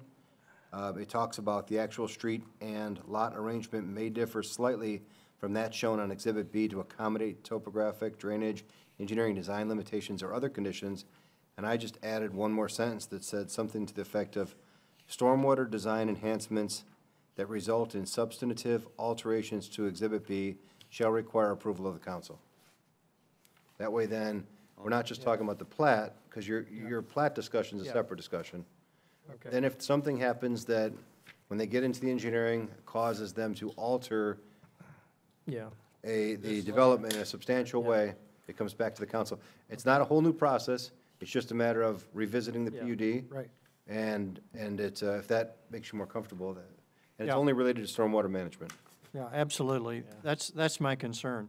The lot, the project is taking up 11%, is only leaving 11% of the area open when the standard is 20. And so, because I know that there's drainage issues here, some of the surrounding areas drain into this property. So my concern is that, in fact, today, I was talking with a citizen from another development that was developed 15, 20 years ago. And that development ended up being impacted by a smaller development that had a drainage, had a pond in their area, but it drained past the older development, and they ended up, the city in that case actually threatened the old development to the point of the drainage, to fix the drainage that the developer didn't put in. In other words, the developer submitted a plan, but they didn't build it the way they said they were going to, and the old development had to pay to fix it. And I don't want to get into a situation here where we're putting in a new development that doesn't have the proper drainage and doesn't have enough space for a holding pond and the drainage plan. And I want to make sure that that's identified and clarified, and that we have the opportunity to fix it before it gets built. That's my opinion. I agree with that, as we've got a couple of those in the area that those stipulations were not put on it, and people are having to deal with that, and they should not have to deal with that flooding. So I'm on board with that, making sure it happens. Yeah. Why isn't this a preliminary plat at this point? They wanted to make sure that the zoning was approved first. When they first came in, we identified the R20 zoning. Right. And so they were already in the process of the plat before we noticed the error. How much addition from, because you made a comment a while ago as you were talking about that, you kind of slid through it, but there's a good bit of detail in what they've given us. You showed us a figure, and you nearly called it a preliminary plat, but you kind of backed off. What has to be done to make it a preliminary plat? We just have to finish the process. We've already done a few reviews on this preliminary plat. Okay, so internal city process. Yes. Okay. And it will be scheduled shortly. We're actually, looking at those plans again, just to see where we're at. I think there's a few minor changes that still need to be done, but they are minor. Okay. And then you'll probably see this maybe even as early as March. Yeah. Definitely by April. Well, in the PUD, my thoughts are I would like a little more information or concreteness around the agreements with the neighbor, because that was a key thing for get their agreement. They put a lot of work into that. I do want it itemized in the PUD that the pedestrian would be public access into it, which is the same as he's agreed to. Just some details that ought to be captured. I added the public access under D, so it'd be 2D. Development shall be required to provide pedestrian access from Lavaca. Yeah, in my opinion, as I've stated before, any private street development, the HOA will pay for the electricity of the street lights to the city. Yeah, my opinion. That needs to be clarified. Yeah, it should be. Yeah, it would be private streetlights, so yeah. Right. Okay. Any other question for Ben or comments or? So then we'll also include the could I ask- requirement, the exhibit, we attach the exhibits Yeah. to the thing. The only comment that I had, was curious about is, one of the things you could do under 2, either as a new item, it could be 2E, it could use language, something to the effect that says, development shall be of a similar quality to that of the south, of the initial project south. Yeah, I'm glad you said that because, could I ask the applicant a question? Since I could ask you, Ben, but he's going to have to answer.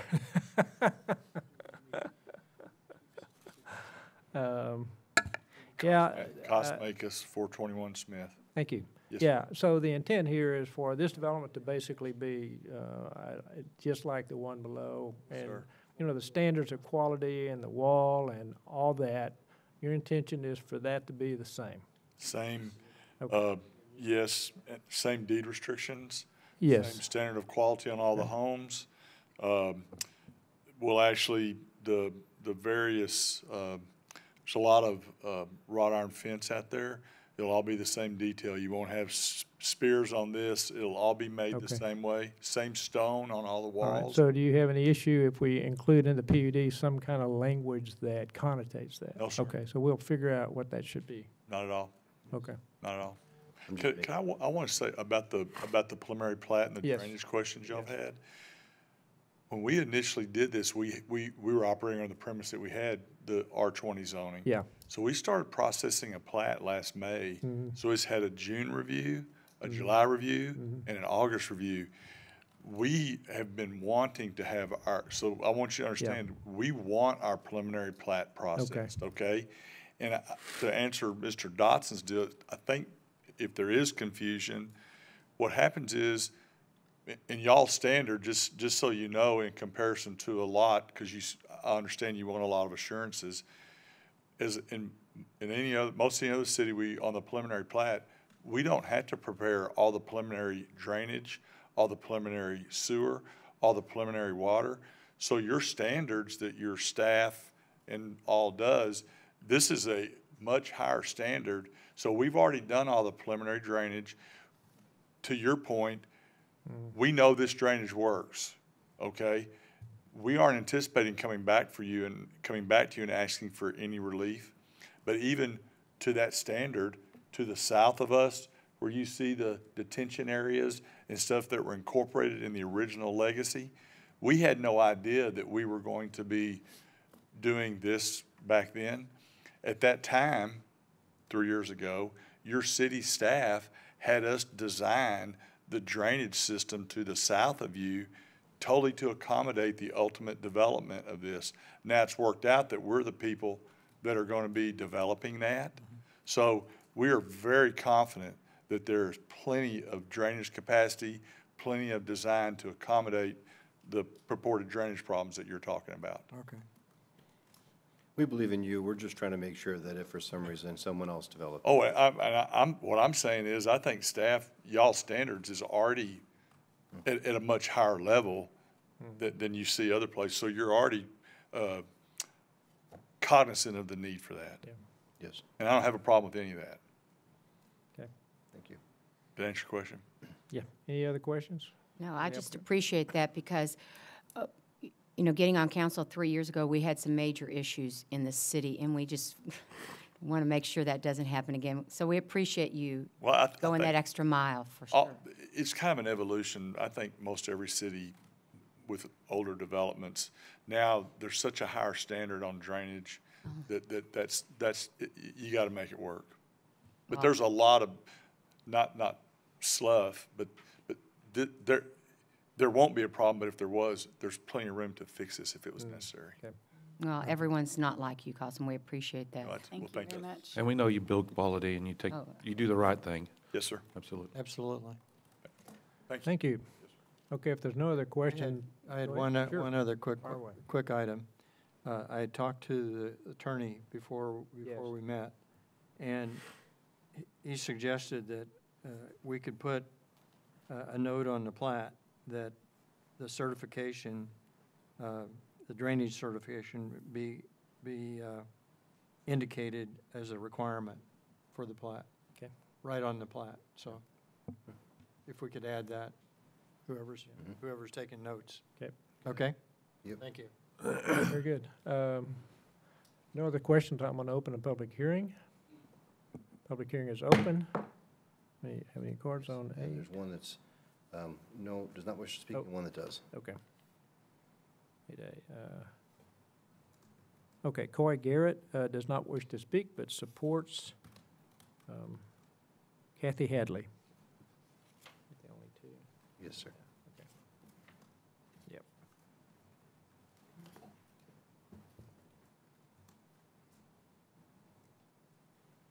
Kathy Hadley, 204 Timberline Drive North, represent myself. Originally, I put down that I did not support this because y'all know me. I'm into the bigger lots. I want to save as much of Colleyville as we can, and I know everybody's into wanting to make lots of money, so let's make the lots smaller and cram the houses in and forget the land and the little critters and stuff. R20 was already approved, and let me back up. I had some friends, a friend that lived on the Vaca Trail years ago, and I pick her up and we go hit 114, go Texas Tech, go to college, and it was country. It's beautiful. Now it's just full of houses, so it really saddens my heart, but I guess that's progress, whatever. And it's just going to be reflecting what's already there. So, you know, if the open space is going to be big enough, I guess I changed my answers. I would approve it, as long as he does take care of the drainage issues.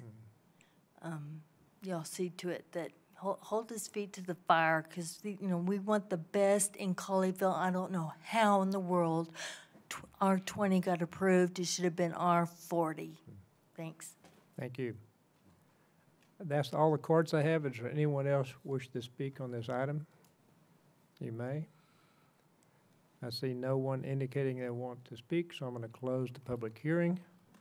Public hearing is closed. So if there's no discussion, that's the first reading. So there's no action tonight. It will be on the agenda next week. Second reading and action. So with that, we will, let's talk about item 9A right quick. This is a resolution for Old Grove that's been tabled for quite a number of meetings. Mr. City Manager, we have any additional information on that? No, sir. No. So last time we talked about if we didn't have any additional information on this by today, we were going to drop it from the agenda, and you were going to speak to the applicants about that. Yes. And you have done that. Yes. Okay, so I don't think that requires any action on our part, but our intention, I'm stating publicly that there's been no action. We've been waiting on the applicant to make some changes, so or provide some information. They haven't, so we're not going to carry this on the agenda any longer. Mr. City Attorney, do I need to do anything else? Okay, very good. Just to check, is there anybody here that is for item 9A? See no one indicating that, so no one here to talk about it, so we considered that one done. And so the only thing left actually is 7 and citizen comments. So last time we actually moved citizen comments up so people wouldn't have to wait to the end if they didn't want to. Do y'all desire to do that again tonight? Yes. Okay, so we're going to go ahead and go to agenda item 10. After that, we will go back to agenda item 7A. Mr. Mayor? Yes. Just real quick, if you, just for the record, I can read into the record the conversation on Old Grove. Okay. I sent an email to Mr. Mike Boswell, dated after the last council meeting. Our council has asked that you clarify your timeline for moving forward. At our next meeting, 1/22, we plan on removing the Old Grove Phase 2 item from the agenda for future meetings. This action would require your project starting the process anew. Please let me know if this process is objectionable to your team, and I have not received a response. Okay, so we're going to put that in the minutes. Yes, sir. Very good, thank you very much. You're welcome. Okay, I'm going to go to item 10. I have, this is citizen comments, presentation regarding items not on the agenda. I have one card, Kathy Hadley.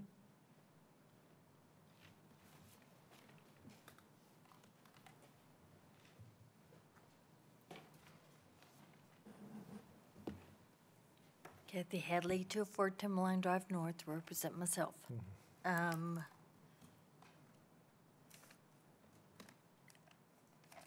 Back when I took government years ago, once you accept this government funding for the roads, I was told that you accept their money, you get to do it the way they want you to do it. Well, I'm really concerned about Cheek Sparker. Cheek Sparker has a wonderful, wonderful story that goes with it. I know I've told you all about Miss Cheek and Mr. Sparker and how they dated, and he made the path to go see her, and now it became Cheek Sparker Road. Well, if we get the government involved and we make it faster and wider and everything, we're going to lose that special heritage of Colleyville. You know, and I love that little sharp curve on Cheek Sparker by that creek. It's part of what makes Colleyville special. What other city has these special features? Let's please not destroy it. And curbs, well, you know, Glade Road doesn't have curbs on it. Why are we doing curbs on Cheek Sparker? I don't understand all this. You're losing the really fine qualities of Colleyville by making it more cityfied. Okay, Cheek Sparker, the center lane markers. When you're driving there in the daytime, you see them no problem. When it becomes dusk or it's been raining, oh my gosh, trying to see those center markers is impossible, and the edges of the road needs to have a white line because you don't have, it's got the road and then the shoulder, and I have seen ruts of cars going off. They need to be marked with a bright white line. I don't know specifically what it's called. And the markers in the middle, they don't reflect the light very good at all. Now on a gray road, they show up better, but on that black hardtop, which that's awful. I hate those roads. It really absorbs the light. It's a very, very, very dangerous thing when you're going east on Cheek Sparker. You're just going past, what's the name of the area on the left? I'm sorry, I just had, not Tara, as you're going east on Cheek Sparker, and you're getting ready to go down the hill by Walmart.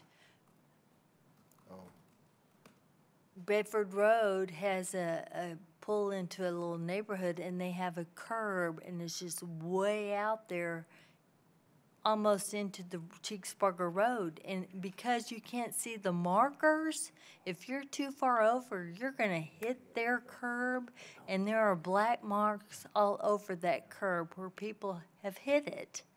And you can't tell where your lane goes when it's dark and it's raining. It's not marked. You don't know where in the world your lane goes.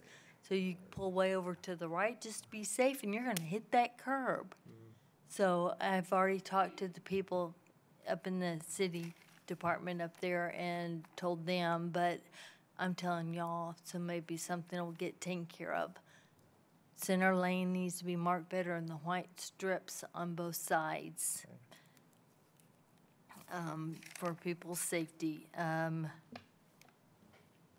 We really need landscaping around the fountain that's on Glade and Bluebonnet. Everybody sees that, the pretty little fountain. It used to be called remember it used to spew sand. Well, it can be a pretty little fountain, and let's please put some greenery around it, because everybody goes up and down Glade Road. And then also at Colleyville Center, it's a beautiful area, and we have that pond, but there's no landscaping. And the geese will go in that pond, but they need a place. I've talked to y'all about this before. They need a place to be able to go and lay their eggs. So we need some bushes, some landscaping over there. Just some wild landscaping, nothing super tidy, that has to have a whole lot of maintenance. I'm almost done, I'm sorry.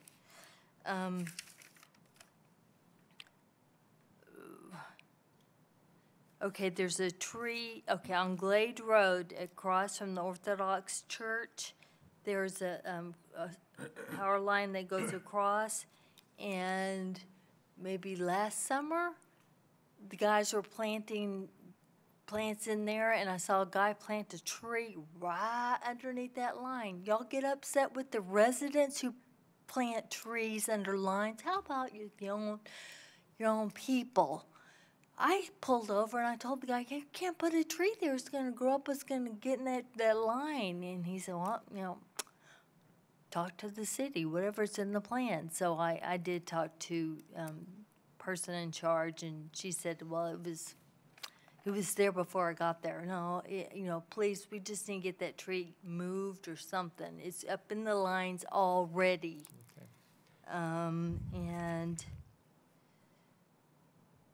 Okay, and then this is an issue that is more for me. I think I have a spring that is coming up in my backyard.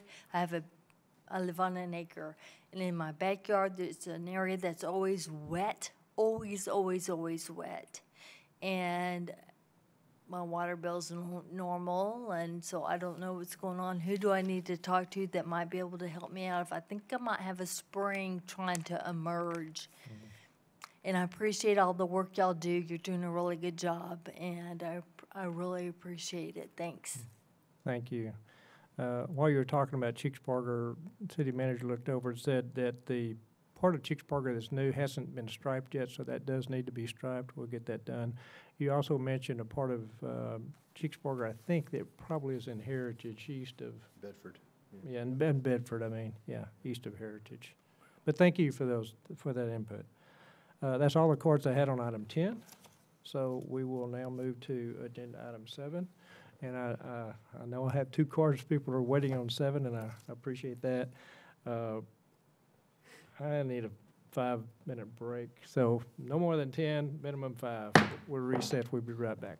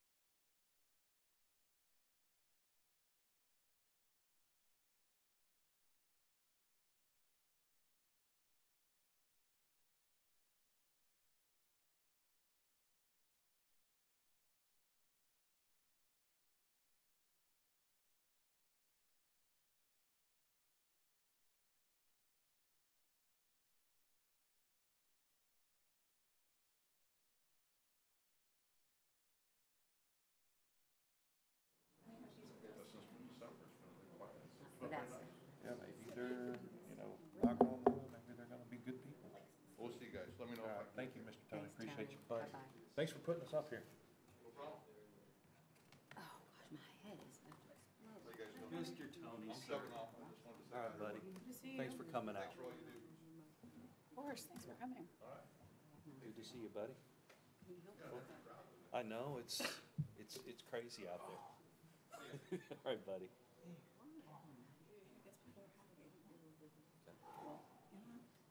Oh, yeah. Tonight.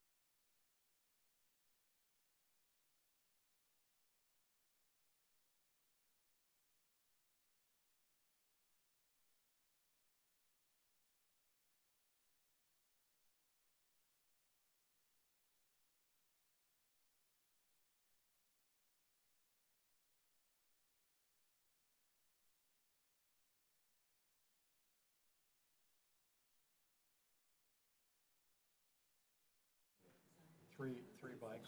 Yeah, I'll tell you, the park benches, I say they're.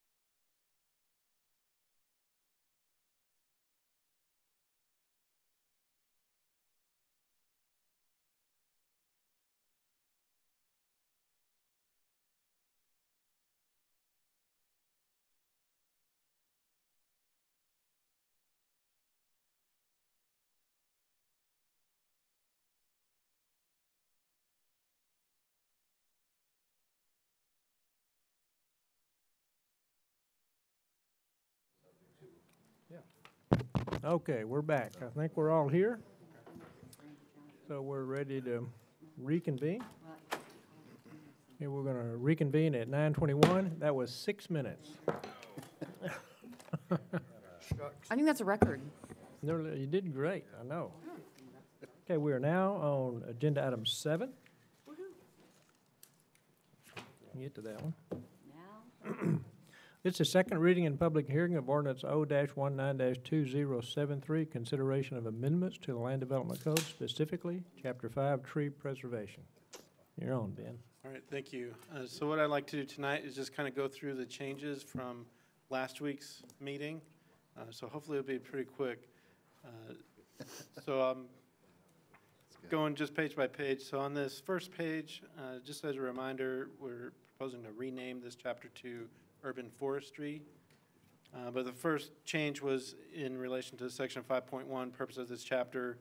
On the second section, I just combined the first two bullet points to where it reads complement destination Colleyville, comma, the City of Colleyville Comprehensive Master Plan. Okay. We had discussed that. If you go to this next page, in section B, the exemptions to urban forestry review, we had a conversation about that 1 acre threshold to where you'd be exempt from a permit. Sorry, what page are you on of the?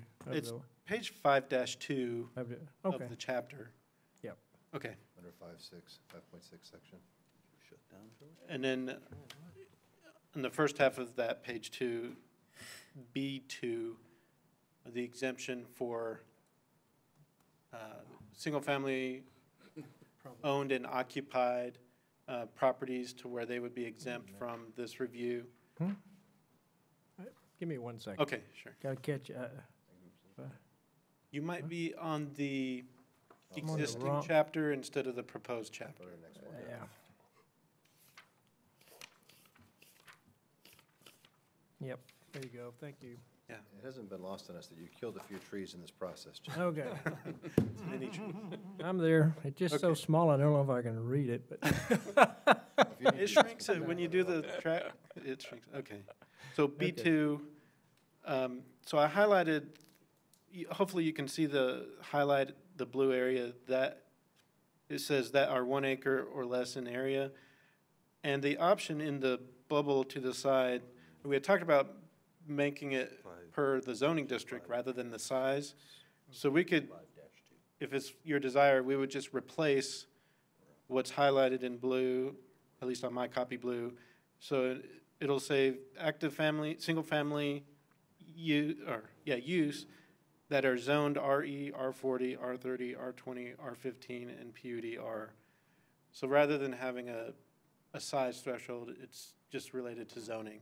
Yeah. But again, the qualification is that it has to have a home that is occupied by the property owner, owner-occupied home, with that zoning classification, and it would be exempt from urban forestry review. So ag? Ag would not be part of this. Ag's already exempt out of the ordinance? No, they are not exempted out. So my point is, if you have someone who lives on an ag property, you don't want to include them in the exemption? Just a thought. So my recollection is that we did not include ag because of the specialized nature there. And it was only for, because some ag properties don't have a home on it. Right, no, no, I agree. Now, I suppose we do have that qualifier. Yeah, I remember we did a specific qualifier to not include ag. Okay, that was my recollection. And owner occupied is a key point we talked about. You're right, and that's in there already. Yeah. Yeah. So what happens if you have rental property? They would not qualify. Okay. They would have to go through a review. Good. They would not be exempt. Okay, good. Thank you. So then it sounds like are going to go ahead and go with that change? Yep. Everyone's, okay, so I'll make that change. So it's not based on size, but it's based on zoning of the property. Okay, the next change is at the bottom of that page, starting in section B, non-single family residential uses. What I did here, it's actually number 2 under that section. I wanted to clarify, and I need to explain, I didn't do a good job last time. So there's 2 elements for when a property is developed. One is a tree preservation requirement, and that's what number 1 is talking about. So you have the lot, you exempt out the footprint plus the buffer, and for commercial it's a 5-foot. Whatever's remaining as far as the canopy, there's a minimum requirement that you preserve 50% of that canopy, no matter what. And then it goes into number 2, to where we also want to make sure there's 50% total canopy coverage for the remaining property. So if you have, after you exempt out, you have 10,000 square feet of canopy area, you have to preserve 5,000 of that existing canopy area. But if the requirement is to provide 15,000 square feet of canopy area, then you're going to have to plant trees to get up to that number. So there's a preservation element and possibly a tree planting requirement. Hopefully that makes sense. And I do have the examples, and maybe I'll do that. So for example, on this number 1, now this is residential, but it's the same. So 40,000 square foot lot area, 8,000 square feet for the footprint plus the buffer. That leaves 32,000 square feet left over. 16,000 square feet would be what we're looking for the remaining area. But the existing canopy area of 30,000 square feet, minimally they would have to preserve 15,000 square feet of that no matter what.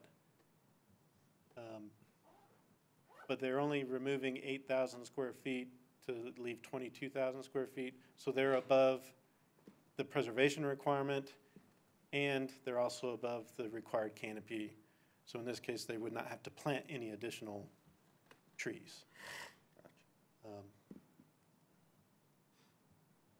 In number 2, this example, same conditions except for the existing canopy area is 20,000 square feet. So they would be required to preserve at least 10,000 square feet of canopy. In this case, they have 12,000 square feet, but they're supposed to have a total of 16,000 square feet, and that's where they would plant some trees to get up to that number. So 2 components. Number 1 is the minimum tree preservation requirement, and number 2 is to get up to that 50% for the lot. And so on example 3, just one more, this doesn't have any tree cover, so 0 trees, zero canopy, zero coverage of canopies, so they don't have to preserve anything, but they would have to plant to get up to that 50% threshold. So it's a calculation that we will review with each project that comes in, but we wanted to make sure there was a preservation component to this. So. All right, so that's in both B and C. The difference is just commercial versus residential, but very similar other than the buffer that they get credit for. All right, the next change that we talked about actually is not until page 5-5 under section 5.10, tree planting standards. We had talked about having a, I guess, kind of a guarantee that the tree will survive. So I took the language, newly planted trees shall be kept healthy and in good condition for a minimum of 36 months or 3 years. That was the duration that we talked about last time. We don't have to do the 36 months. We could do it different, but if that's what everybody wants. And then just to clarify, if the tree does not survive, it shall be replaced with the same or similar tree type.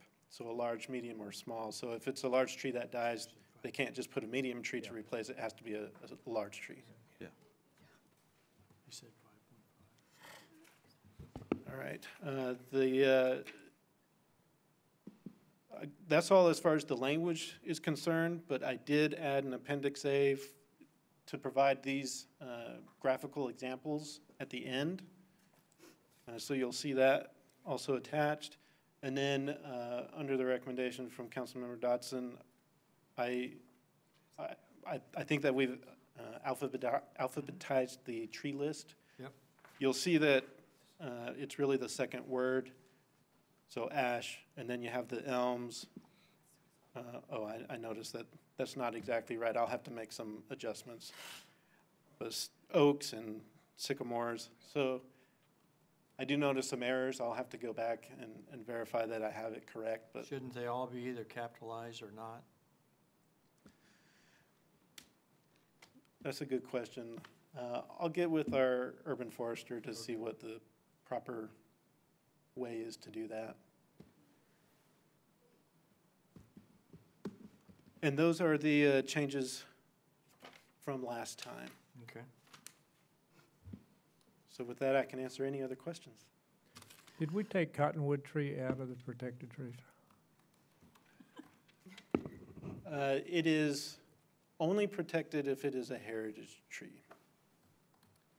No, I take that back. I think it is all trees that are 6-inch, we classify that as protected. Yeah, so is that the protected list in here? No, because we've basically just identified all trees that are 6 inches or larger are to be preserved. Oh, all? Mm-hmm. Okay.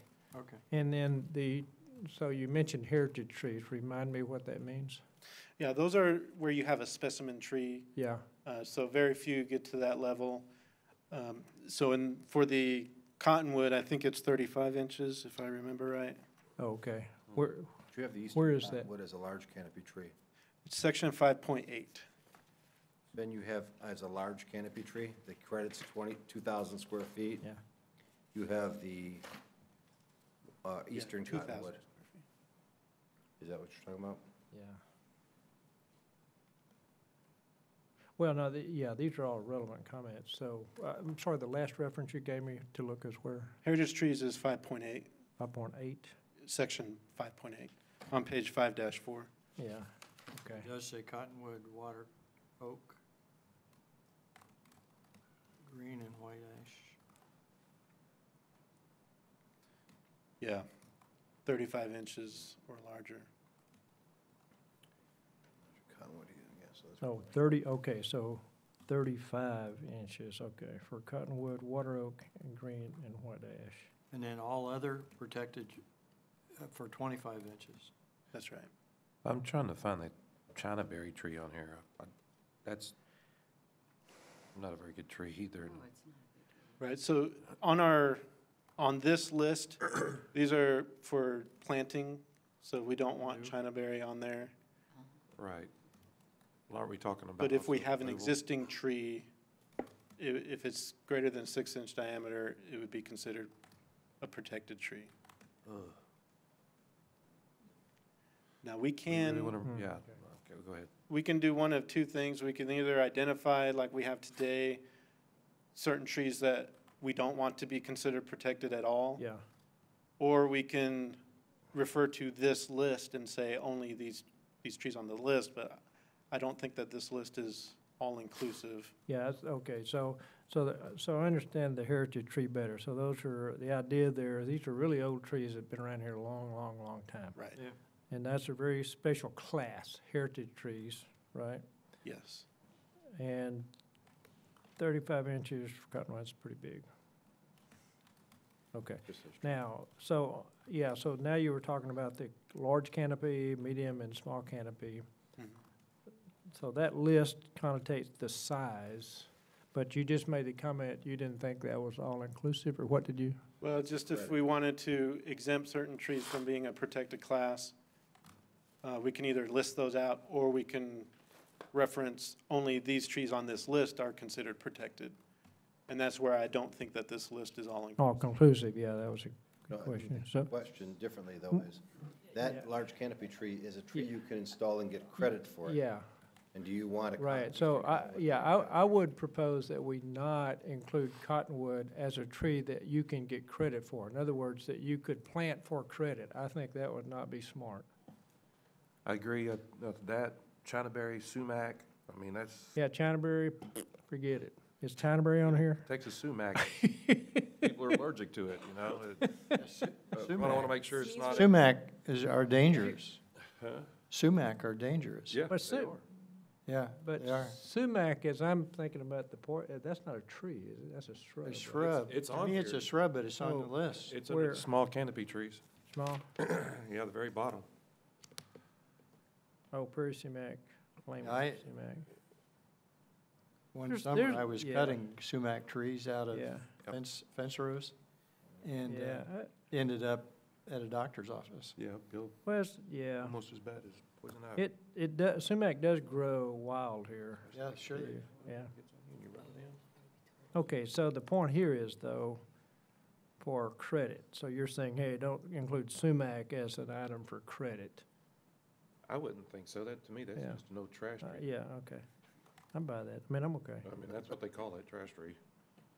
So currently today, we exempt mesquites, hackberries, Chinese tallow, cottonwood trees under 18 inches, cedar trees, unless they're used for screening, such as an eastern red cedar, and then other regionally non-native trees not listed, but as determined by the administrative official.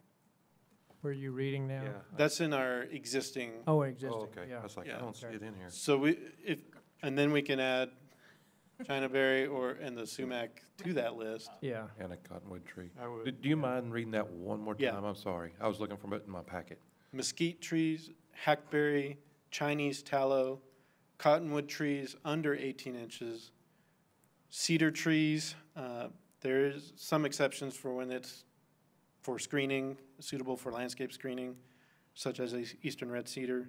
And then other regionally non-native tree species, but as approved by the administrative official. And it talks about, you need to get certification from a landscape architect that it's not suitable. Yeah. Good with me. So those were ones you couldn't, the ones you, Those, if they exist today, they can remove them. yeah, Because they're exempt from any preservation. yeah, but we're talking about here, so. Yeah, so we can You said take this list anything over 6 inches, you can't just arbitrarily cut them down, right? as proposed with the new But regulations. we were talking about, we don't want people to get credit for planting those trees like those, because those are, Well, I'm thinking also not even have any preservation on them either. That's what I was. yeah, so. I was trying to say. Yeah, so think about it a little bit, though. There's a bunch of hackberries that are big trees that exist. And some of that's,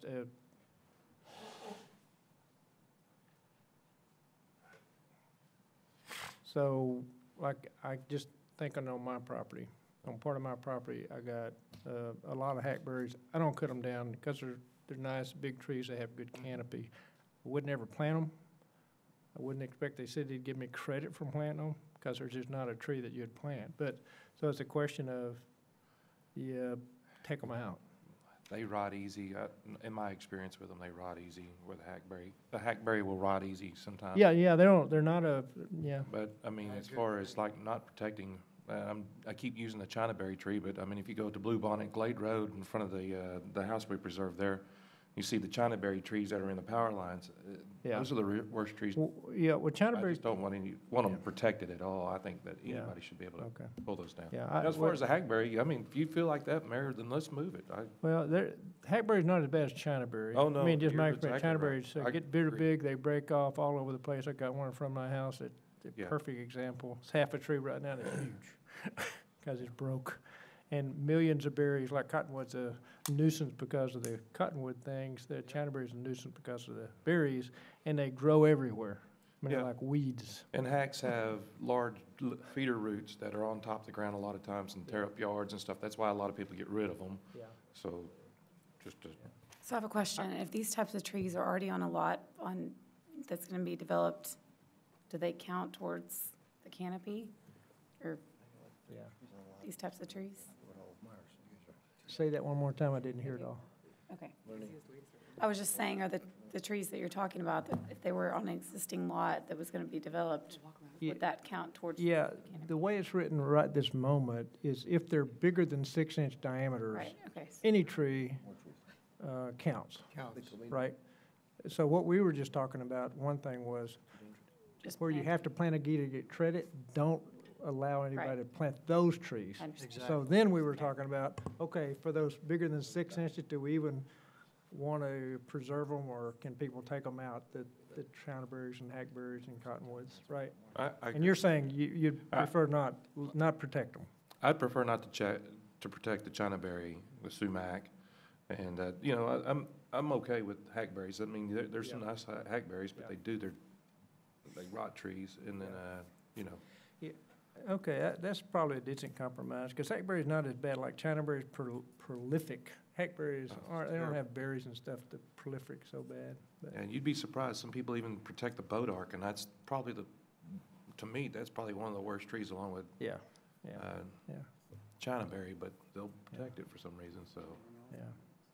As I guess in the end, what we're after, we want to protect trees, and in the end, over a long time, we want nice good trees and good quality trees. To give anybody a little insight about what a bodark is, back in the early days when they built the houses, and they didn't have a concrete block, they went out and they chopped down the bodark tree and put it underneath because the post doesn't really rot. Matter of fact, it'll tear up a chainsaw so quick, so that's why everybody was trying to get rid of them, but man, they made great foundations for quite some time. So that's what a bodark tree is, if you're wondering. Thank you. Did you understand any of that?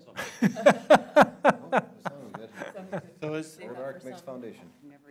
If I piece it together, we want to have trees that we don't want to count towards credit, so exempted tree species. Right.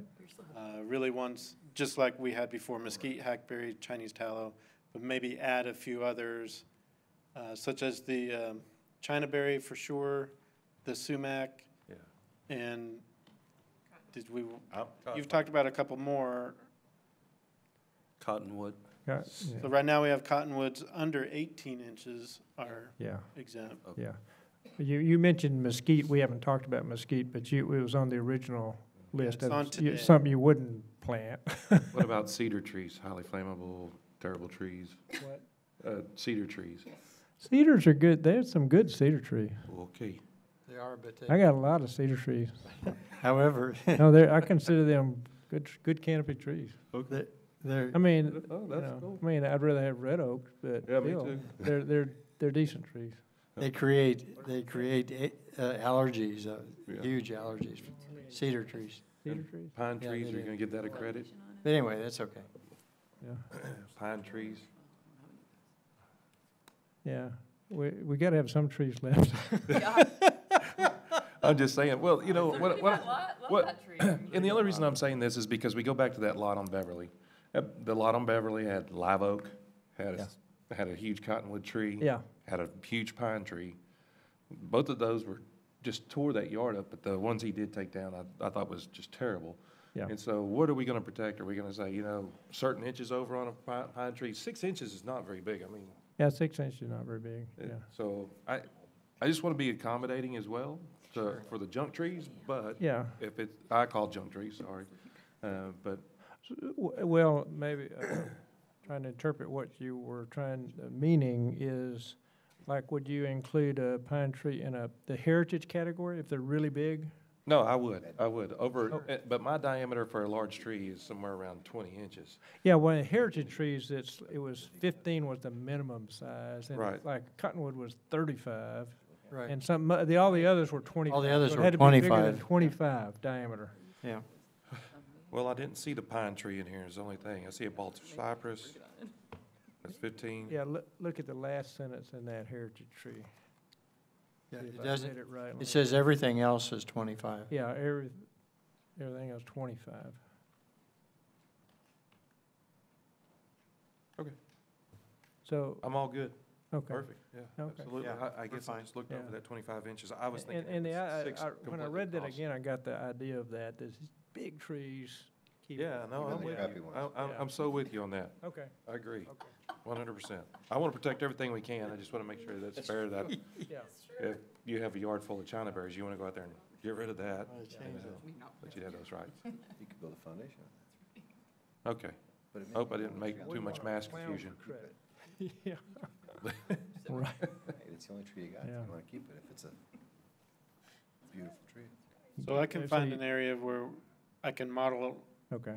after what we have today. Yeah. Then maybe I'll review the video and make sure I Yeah, get the okay. list, and then So we talked about several changes. Do we want, I mean, we're at second reading. Do we want to act on it or let you make those changes and look at it again? What's y'all's opinion? I'm asking truly an opinion. I'm sure we can did you- trust Ben to make those Yeah, did you, appropriately. I'm sorry, I'm man, sure my we can- batteries are gone, so I'm having a hard time. I'm sure we can trust Ben to make those appropriately, can't we, Ben? Okay. I think so. Yeah. Okay. The- We are on video, and Christina linked the video in the notes, so we should be covered. She said no. So you are saying vote on it, is what you're saying? forward, yeah. Okay. All right. I'm not linking it. Okay, so haven't had a public hearing yet. If we're through, we can talk more if you want to. I think we're at a good. Okay, I'm gonna open the public hearing. Public hearing is open. Have 2 cards. Sherry Arquette. I'm sorry you had to wait so long.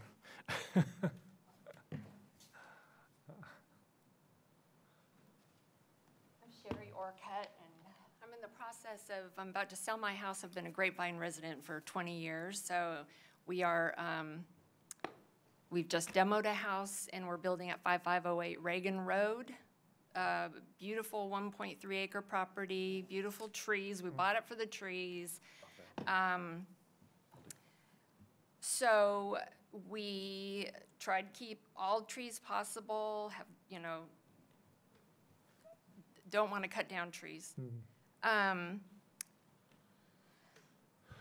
We ended up having to cut down, I think, around 7 to 10 trees. When we went in to get our permit, the wording in the old way, and I don't know if it looks like it's being changed, all other properties, including rights-of-way, $50 plus $25 per protected tree on the property, right-of-way, or development site. It doesn't say per tree saving, per tree removing. We were charged per tree saved. So we were charged like $1,500 for all the trees on our property, and I don't even think they charge us for all of them, because maybe some of them were inconsequential type trees.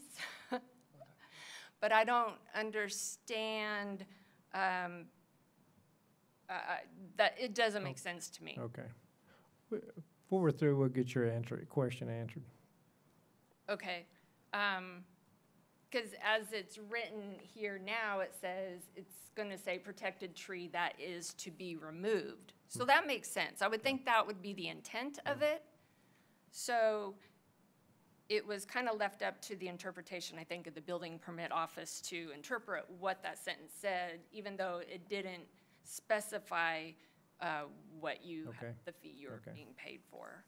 So I'm just wondering, who do we go to try to validate So this? we're in a public hearing, so we're not supposed to dialogue, but Okay. through at the public hearing, I'll come back to this and we'll get that answered for you. Okay. Okay. Thank you. Thank you. Kathy Hadley, it's the other card I have.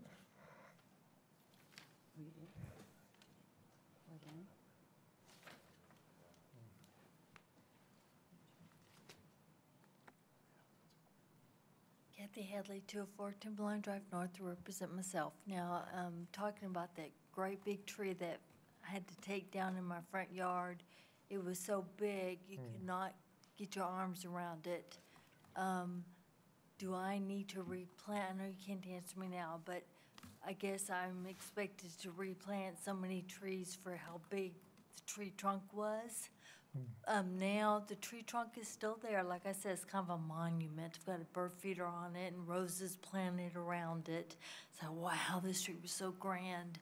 Now I have a tree coming up right next to it. It's like a baby tree, so I mean, hopefully that will count.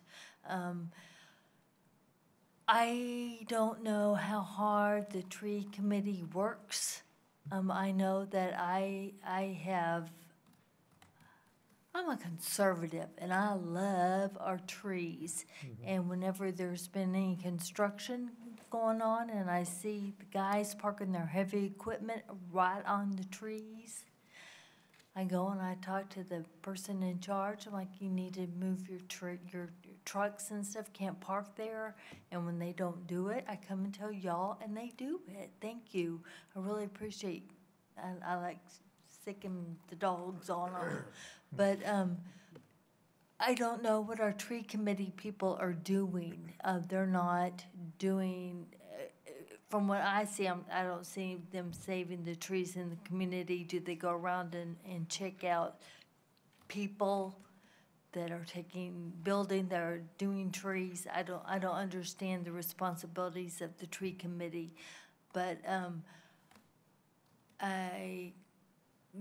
I'm just concerned about the tree in my yard, and hopefully that tree that's grown up will be able to suffice. Thank you. Okay. Thank you. That's all the cards I have. Thank everyone that's here has spoken, so there's no one else to speak. I'm going to close the public hearing. Public hearing is closed. So, share your question. Ben, did you understand that question? Could you answer that? Yes, so that is a problem that we identified. It does say it's a $50 base fee plus $25 per protected tree on the property, right-of-way, or development site. So that's the charge for a permit. So it is for the remaining trees, $25 per tree. And so that was one of the changes that we definitely wanted to make. It makes more sense. Yeah. It's $25 per tree being removed. Yeah. Yes. Okay. And so, Yeah. yes, with the adoption of this, that's how we will be able to apply that from here on out. As far as how to rectify it in her situation, I'll leave that up to I interpret you guys that, to give us. that as somebody cutting down a protected tree. Yeah, and I can tell you this project, I remember it quite well. The trees that she did have to pull down were the ones that were with stumps and stuff, the bases that went underneath the foundations and stuff, that those trees could not be salvaged. And they did. Took time to make sure that all the trees were protected. I actually did this project. And all the adequate fences as well. That was, came out and inspected, and I didn't really know that we were charging for trees they were leaving. That's. We want to It was encourage that. so if I understood this right, it was a permit fee for taking trees down, but the permit fee was based on how many were left. Is that right? That's how it is So worded today. It's really backwards. So That's we're correcting that. Yes, we're fixing that. And Yeah. so we could give direction to waive this permit fee to her Yeah. now? Is that what Yeah, you said? yeah. So what do we do in this case if that was, we really aren't going to do that in the future? I think we Sit down and could. Negotiate it. Pardon? We could sit down and negotiate it. Okay, How much was the fee paid? 1,500. 1,500? Sure. Okay. Okay. Yeah, I would propose this. Let the city manager have the latitude to deal with this, since it seemed to be not quite what we would do today. I believe we Oh, I took didn't know down it was that way. 5 trees. Yeah, total okay, on so it. we'll, Or up on the project, something like that. I'll give City you my manager- card if this, yeah. after this meeting's over, we can talk. okay, And we should have that information as part of the permit, so we'll know Yeah. exactly Yeah, how many let's- trees we're ripping. okay. Right, we don't want to welcome people to our city. By the way, welcome to Colleyville. We don't want to welcome them to Colleyville by fining them for doing what's right, in my opinion. Yeah. I missed over that one.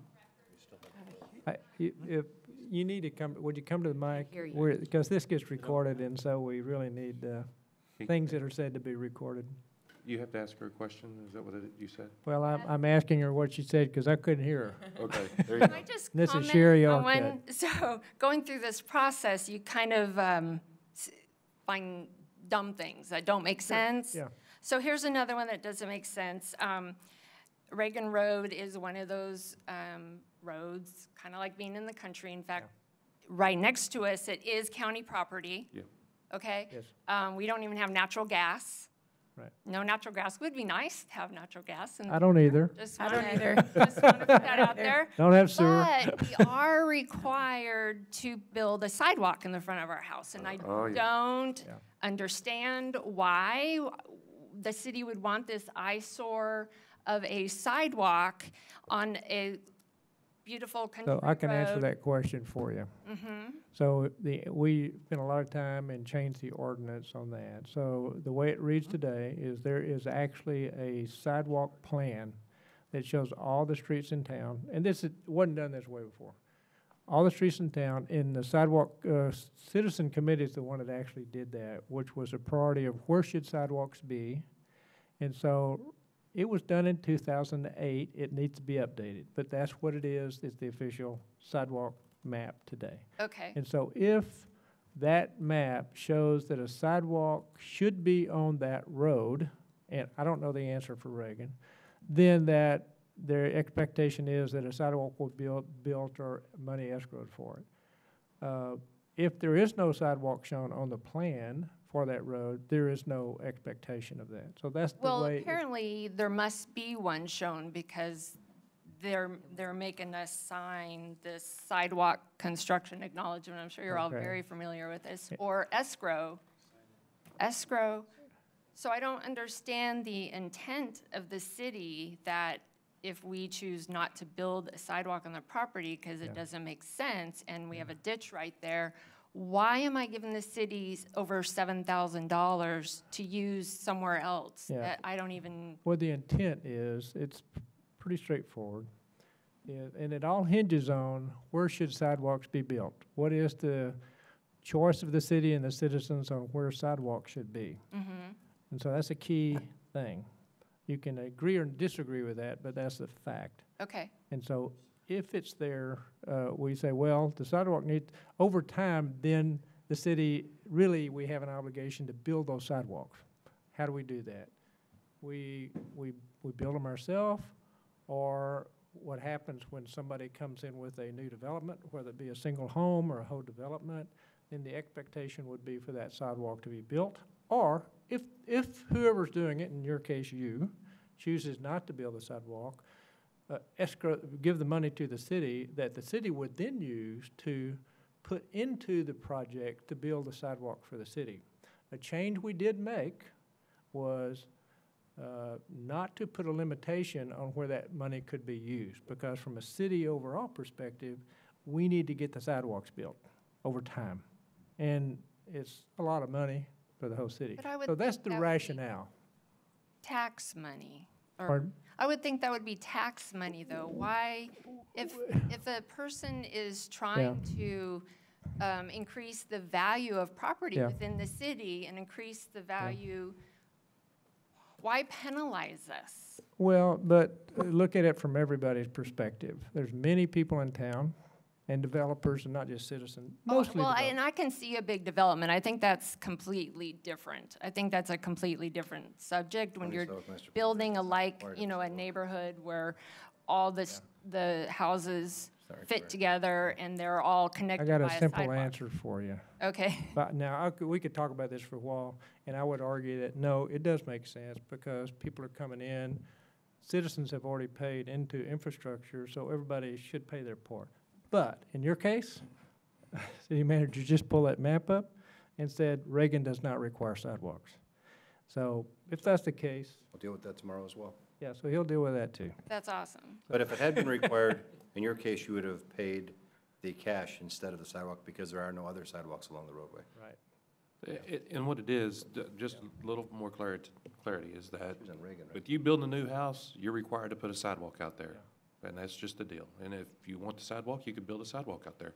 If you don't want the sidewalk, then we take that money that you would have spent on making that sidewalk and put it in. In this situation. In this, It's- yeah, yeah, in it's that not type always of. optional. Yeah, it's not always optional, but any houses in any other towns, if you when you pull the house down and you build, you're required to put that new sidewalk in no matter what.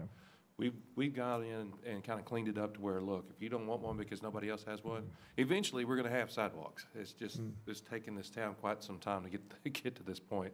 In 2.5 years that we've been on here, we've really worked hard to revamp this to where it's fair for everybody. Before it wasn't fair. It was worse than what you're getting right now, so just wanted to let you know that that's the whole gist of it, that you would be building a sidewalk anyways, and we're giving you that option. If you don't want to, This has been discussed at great length, Oh. but you're. I am sure it has, but, Many hours. And we also have a lot of committees we need help on, and you seem like a great citizen to join some of Perfect. them. You're welcome. Well, thank you. And I do say, Not a great said, public but we speaker, but- we have an action as council to reconstitute that sidewalk committee and relook at the map. But today, you're fortunate, Reagan, the current map does not Yeah, require. I'm happy. I'm a happy camper. Okay. Thank you Good. very Very much. I good. appreciate it. thank Yeah. you. Thank you for Thanks for coming. coming to Colleyville. Welcome. We appreciate you. So Kathy, you had really a question also, and I want to get that cleared up. And I'm talking to Kathy now. So you had that big tree in your yard that fell over, you had to cut down. So, and you mentioned this last time, so that was no fault of anybody. The tree fell down, it can't be saved, so that's fine. Anyway, it's on, you live on 1 acre, I think, and you live there, and so you're basically exempt as a owner-occupied home on 1 acre anyway. So there's no requirement on you one way or the other. It's your choice as the homeowner. What do you think should be done? So does that answer? I hope that answers your question. Okay. Yep. All right. We need to vote. Yes, we've had a public hearing. I'm thinking we had the public. Yeah, we're ready for a motion. I'm leaving. I'll move to approve ordinance 019-2073. I'll I second. We have a motion to approve by Councilmember Kelly and who? No, I don't care. Nakamura. Who did it? I don't really. It's George's birthday. Just let George. George second. Oh, George. Of course, George. I heard you, George. George seconded. Put him on record. Member Dodson He's in the seconded. history Now, books. He was here. inherent in that motion, I'm assuming, we had a lot of discussion on changes. All those changes are included. Yes. Okay. And Ben's a smart guy. He knows what every one of them are. Okay. If there's no further discussion on the motion, would you open the vote, please?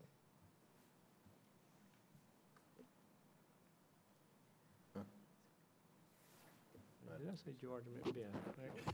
I don't hear what you said. The permit had to be before we changed the rules because why else would that? Show it whenever it's ready. Everybody voted? We hope so. So, you know, if I was by saying this, it's crazy, it makes no sense. Has everybody voted? We have now. Okay. She's looking at somebody. Oh, there it is, yeah. Okay, the motion's approved. The ordinance is approved. Very good. Okay. We have no need for agenda item 11, and I'm going to adjourn unless somebody objects. Any objections? I see no objections. We're adjourned. Thank you. Thank you, guys.